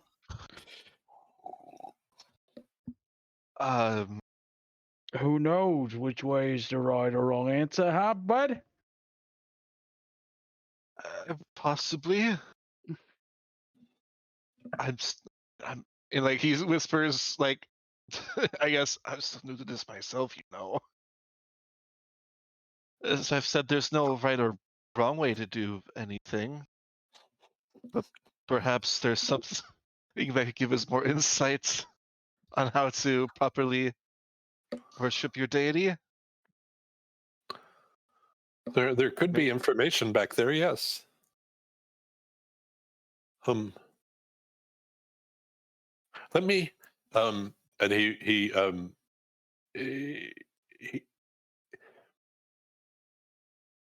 doesn't, like, your best guess is it's not a big deal to him one way or the other. Like, it's not like, I think, short of openly defiling the shrine, you're not going to, like, if it was a holy relic of the shrine and you're like, hey, I'm going to take this, also probably like something he would be like, wait a minute, I don't think, you're going to give this to other elves who don't work, that would probably be, but it doesn't seem like, but he does, what you see him do is he goes over to the door and he's talking back and forth, trying to get more information from the group about what they know about what's in here. And you guys are free. I mean, if you guys want to go back there. I think Cass would, if he walks away, would surreptitiously kind of check the door to make sure there isn't any, A, if it's locked, B, if it's rigged with anything. It's unlocked, and there's not even like a latch on it. It's just more of something that makes a partition from this space to and what looks like a hallway on the other side. No, like, pressure plates, no suspicious traps above the door frame or anything. Okay. There's a patch of order that looks back at you shadily. Are you opening it? I think Cass would wait until Ishvern returns. Kind of just sees that it is a viable path forward, but sorry, Ishvern is he's not far. He's just, sorry, this map is like insane. There's so many comments on this map that makes it difficult. What's going on here? Objects and tokens. He's just in the doorway, so he's not far from you at all. Okay. But yeah, Cass would definitely want to make sure he's okay. He and his people are okay with it, but is also very intrigued at what might be farther inside. Got it. Yeah, so they're back. Those of you who can understand Elvish, and it's a very distinctive dialect. Like, so it takes a little bit to wrap your brain around what you're hearing. But those of you who can understand Elvish, they really are. They're talking about the people who have been here before. There's two it sounds like, in the group up there. had never really been back in that area, but other people had, and it wasn't part of the offering specifically. But it wasn't. It didn't seem, as far as they know, it didn't seem like a sacrilege to walk back there. Okay.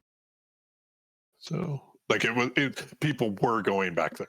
That's sort Okay. of what I'm trying to say during the last time. But some of these people were much younger, and but it wasn't part of the offering. It wasn't part of the. It was just I would say then that Cass would ask the group if they're comfortable proceeding on looking for information, exploring, so they can, possibly report back to Dalamar, possibly get some answers as to why these locations are special. I think we Yeah. have to. Yeah, that's why we're here.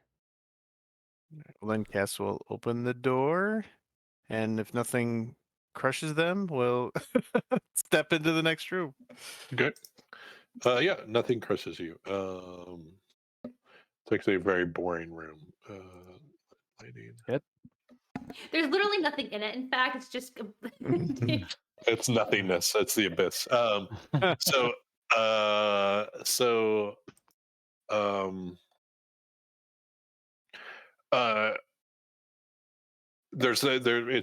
it's just a hallway. There's a door that might not also be obvious up there. Yeah. And Ishvern comes along. He doesn't seem particularly bothered. He's sort of curious what's going on in there. Yeah, Cass will be kind of walking slowly and, looking around, but trying to make it look as though it's like a very reverent, contemplative walk, but is really like looking for any hidden, not only traps, but like, hidden doors or passages or anything that looks a little bit out of the ordinary. Yeah, make me a perception check. Not investigation. Oh, investigation's fine. I don't care. Thank you. I prefer investigation. Yeah. Nope, you don't see anything. But you do, as you get closer to that door, you can see there's writing on the door. Is it Elvish by chance? It is Elvish. Brallin, do you or Kato, do you want to read this Elvish So or Ishvern? Ishvern gets there first and says, okay. It says, honor those who came before and walk on.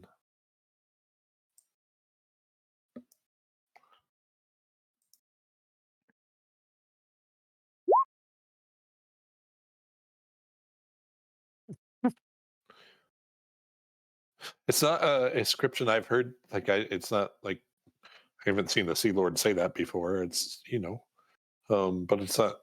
I don't know. Maybe. Cass will open the door, after doing kind of a search to make sure again nothing's gonna, no harm will befall them. Yep, nothing.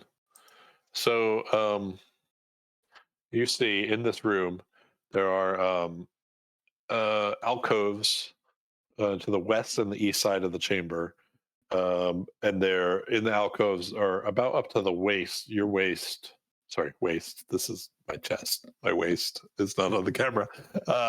The about up to your waist are stone sarcophagi, sculpted with images of shells and graceful sea creatures.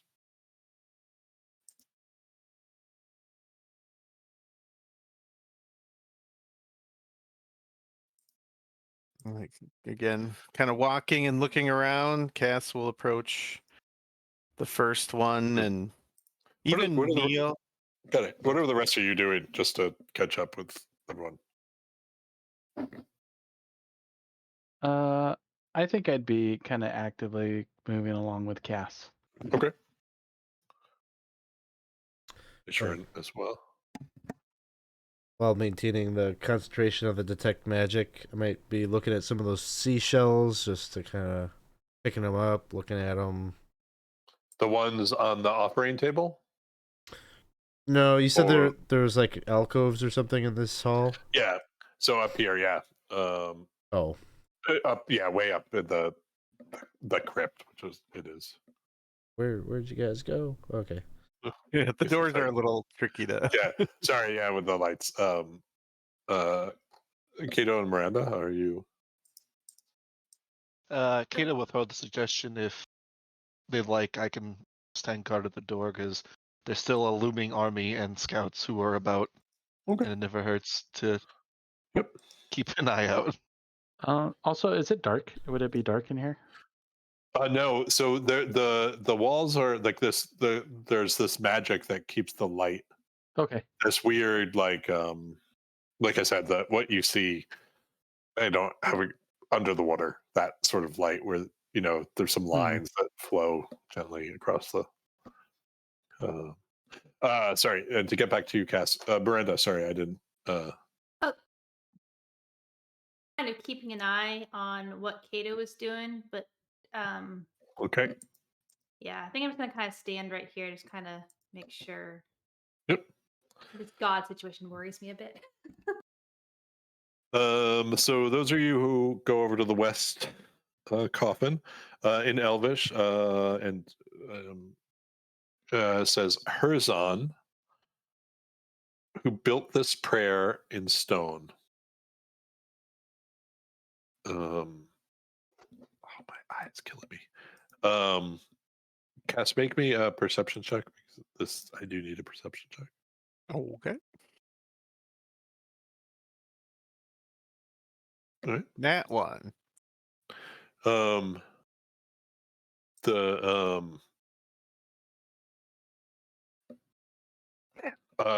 So yeah, the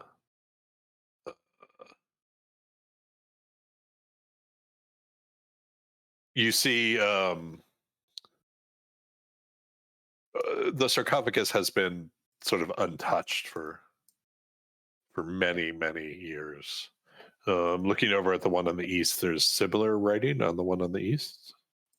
Yeah, I think after kind of kneeling again, kind of reverently, just not meditating, but taking a moment of silence in front of it, would then go to the other one and kneel and again look at it and sort of be just very curious about it, but not touching it.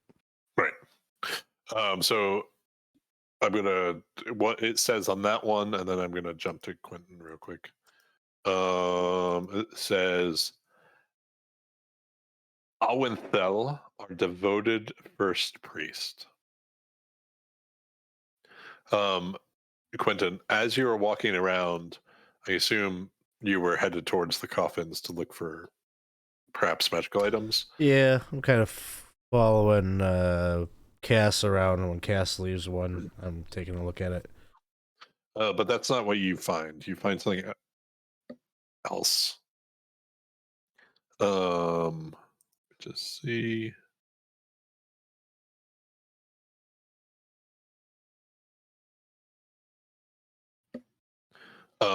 You see an outline of a door in this corner. I'm sorry, where was that? Behind the coffin? No, in this corner down here. Oh. And I will kind of point out the outline of it to Brallin and be like, "Do you see this?" Oi. Do what I There's a what I door see it here. as soon as he. Make a perception check. Sure. Okay. Perception. 14. You don't see it. Door? There's a door here. No, you Mhm. sure? I got pretty good eyes. It's just not open yet. What? I'm gonna go over there to see if I can push on it. Does not budge.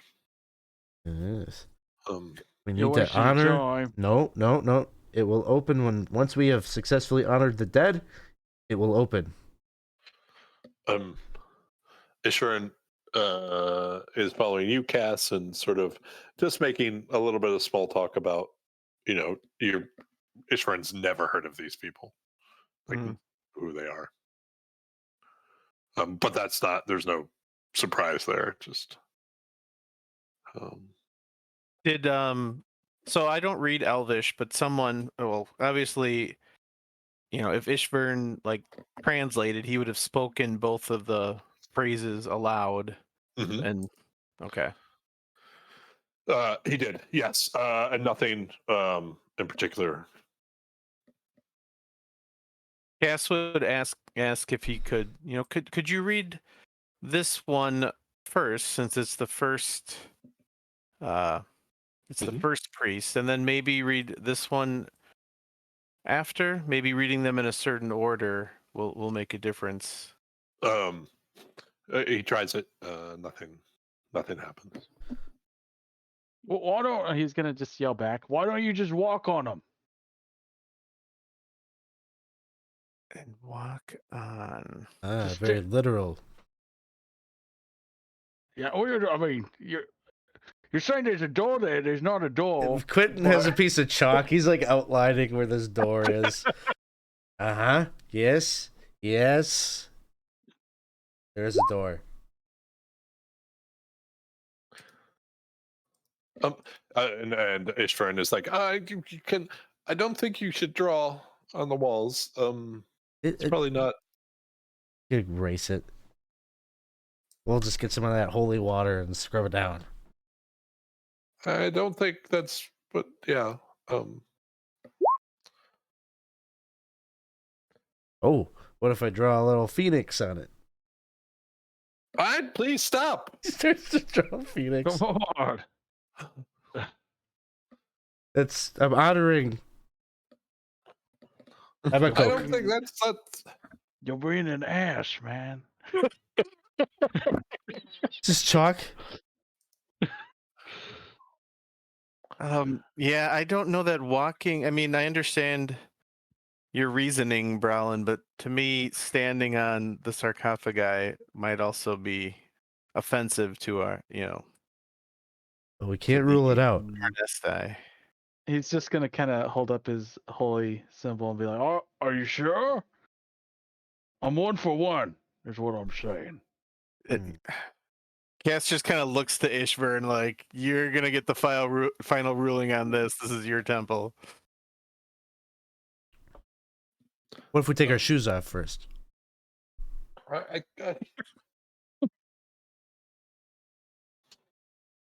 Why don't we start with the first half of the? If you're so interested in doing that.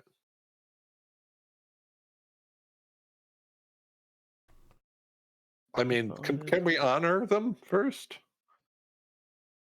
Rather than walking on them, which is not honoring them. Got it. It's not gonna work.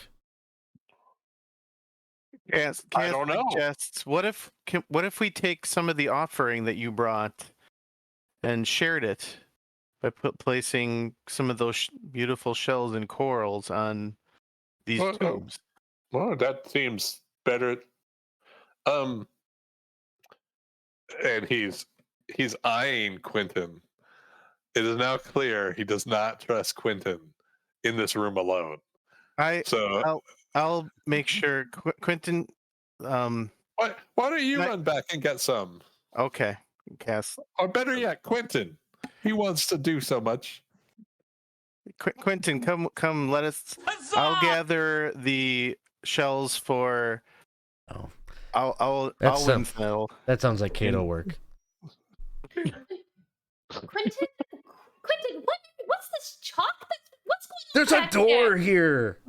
here. And Brallin couldn't see it, so I outlined it for him so that he knows where it is. You drew in the temple?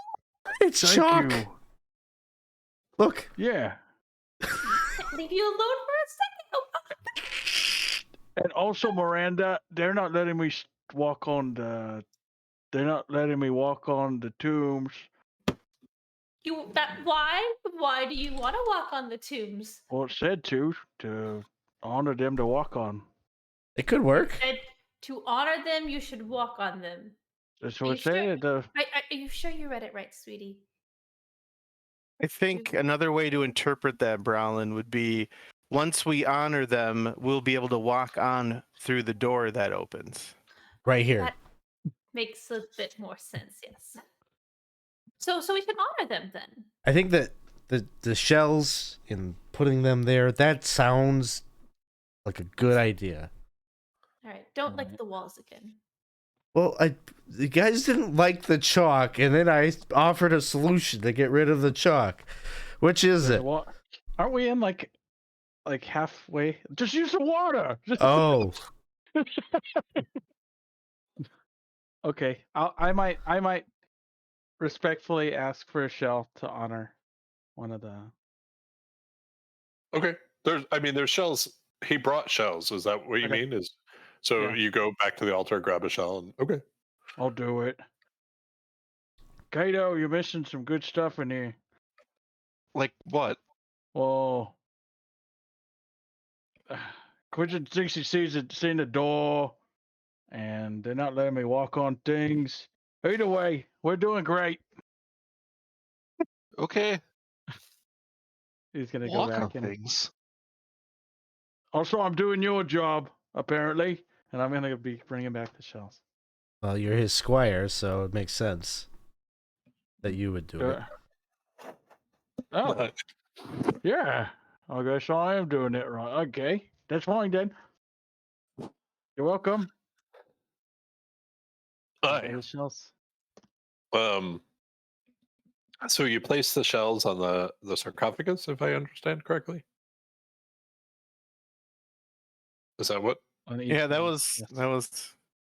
Cass's plan. And As you sort of pick out nice places, you all now see where Quinton had drawn the chalk line, a faint glow, and that door opens.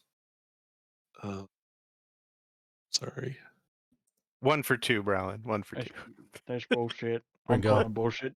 That's not real. Language. Bullshit. And Ishburn says, this is very exciting. And sort of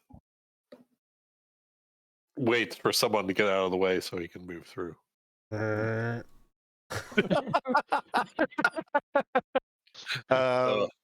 I might call We should- back to Kato and say, "All right, I guess the door was real, Kato. I think we're going through it."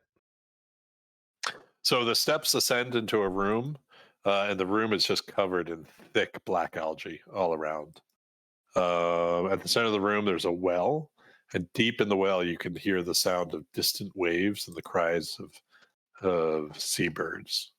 It empties into, it just seems very deep, and the sounds are like you were standing right next to the ocean, basically. Very interesting looking hole we've got here. And Ishmael says, I think I know what to do now. This is wow. And he takes from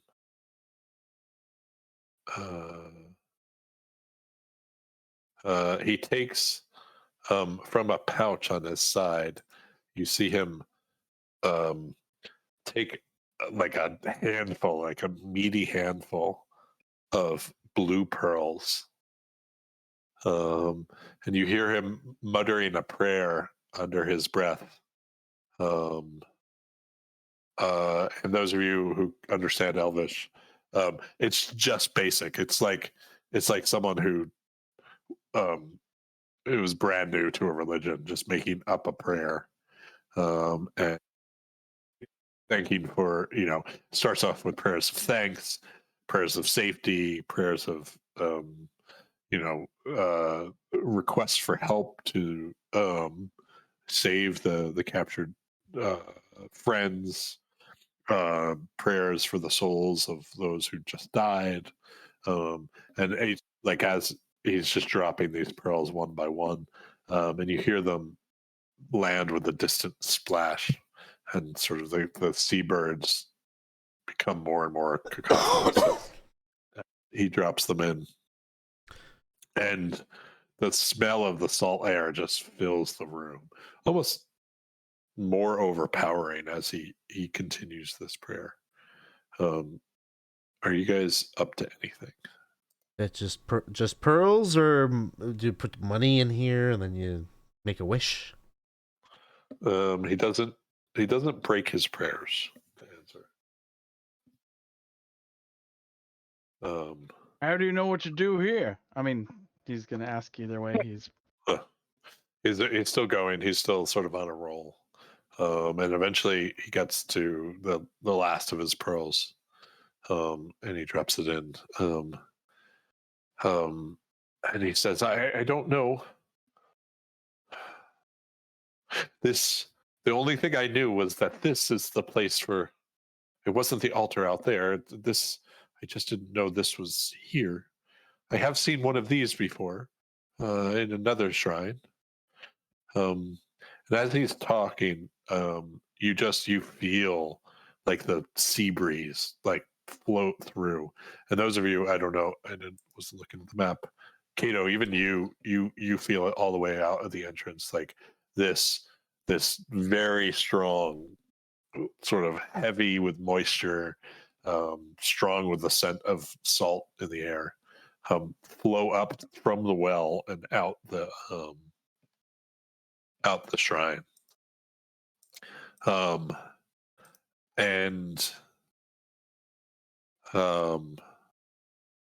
You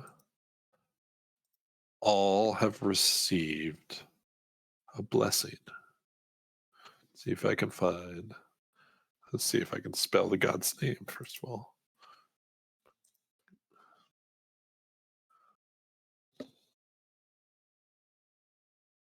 Clear handouts, yes.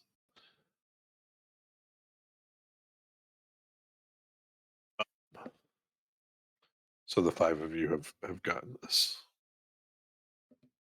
So you have the blessing of Habakkuk, and that will travel with you through the northern wastes.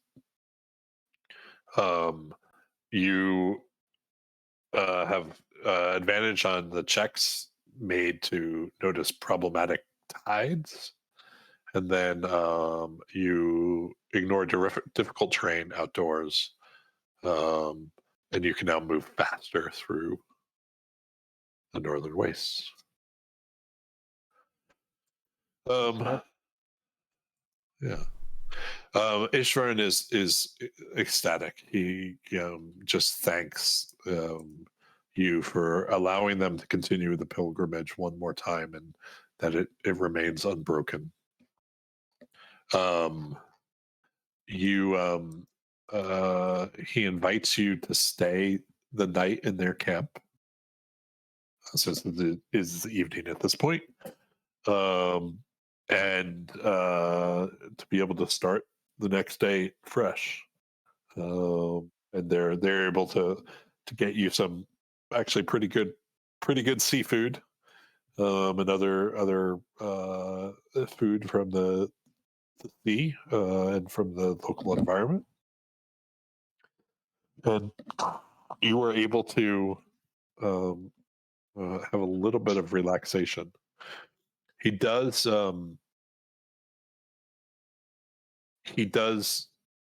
ask if you would, as you travel, if you would keep eyes out for the 4 sea elves who were captured. He would greatly appreciate doing whatever you could to help them, and he said that they will stay here at the shrine for at least a week or 2 more, in hopes that they're able to reconnect with them. So unless there's anything else, I think that's where we'll leave it tonight. We are 20 sides to every story. Thank you guys for joining us tonight, and certainly thank you for the huge raid tonight. That was a great surprise, and I'd see a bunch of people still hanging around. So we appreciate you. If you haven't had a chance to check out our Discord channel, please do so. We're not a huge server, but we're a pretty active one, and so it's really easy to get involved. While we do play D&D, we play lots of other things as well, and so our Discord channel is a great place to see everything that's going on. Put a special shout out to our week of giving that's coming up in 2 weeks. Yeah, 2 weeks. A little more than 2 weeks. But coming up soon, mid-May. And so it's a way to get involved and to give back to I don't remember the organization, and I meant to look it up. The Center for Suicide Awareness. Perfect. And we're all interesting. Not only is it a great organization, we're all playing. All the DMs on the server are playing things we don't normally play. So it's going to be just an interesting week for the server all around. So with that, we will be back next week. And so please join us again at our normal time. We were a little early today. And so thank you guys. We will see you soon. All right. We are going to pass a raid over to the Mandy and see what they are up to as we close it out. Thanks, everybody.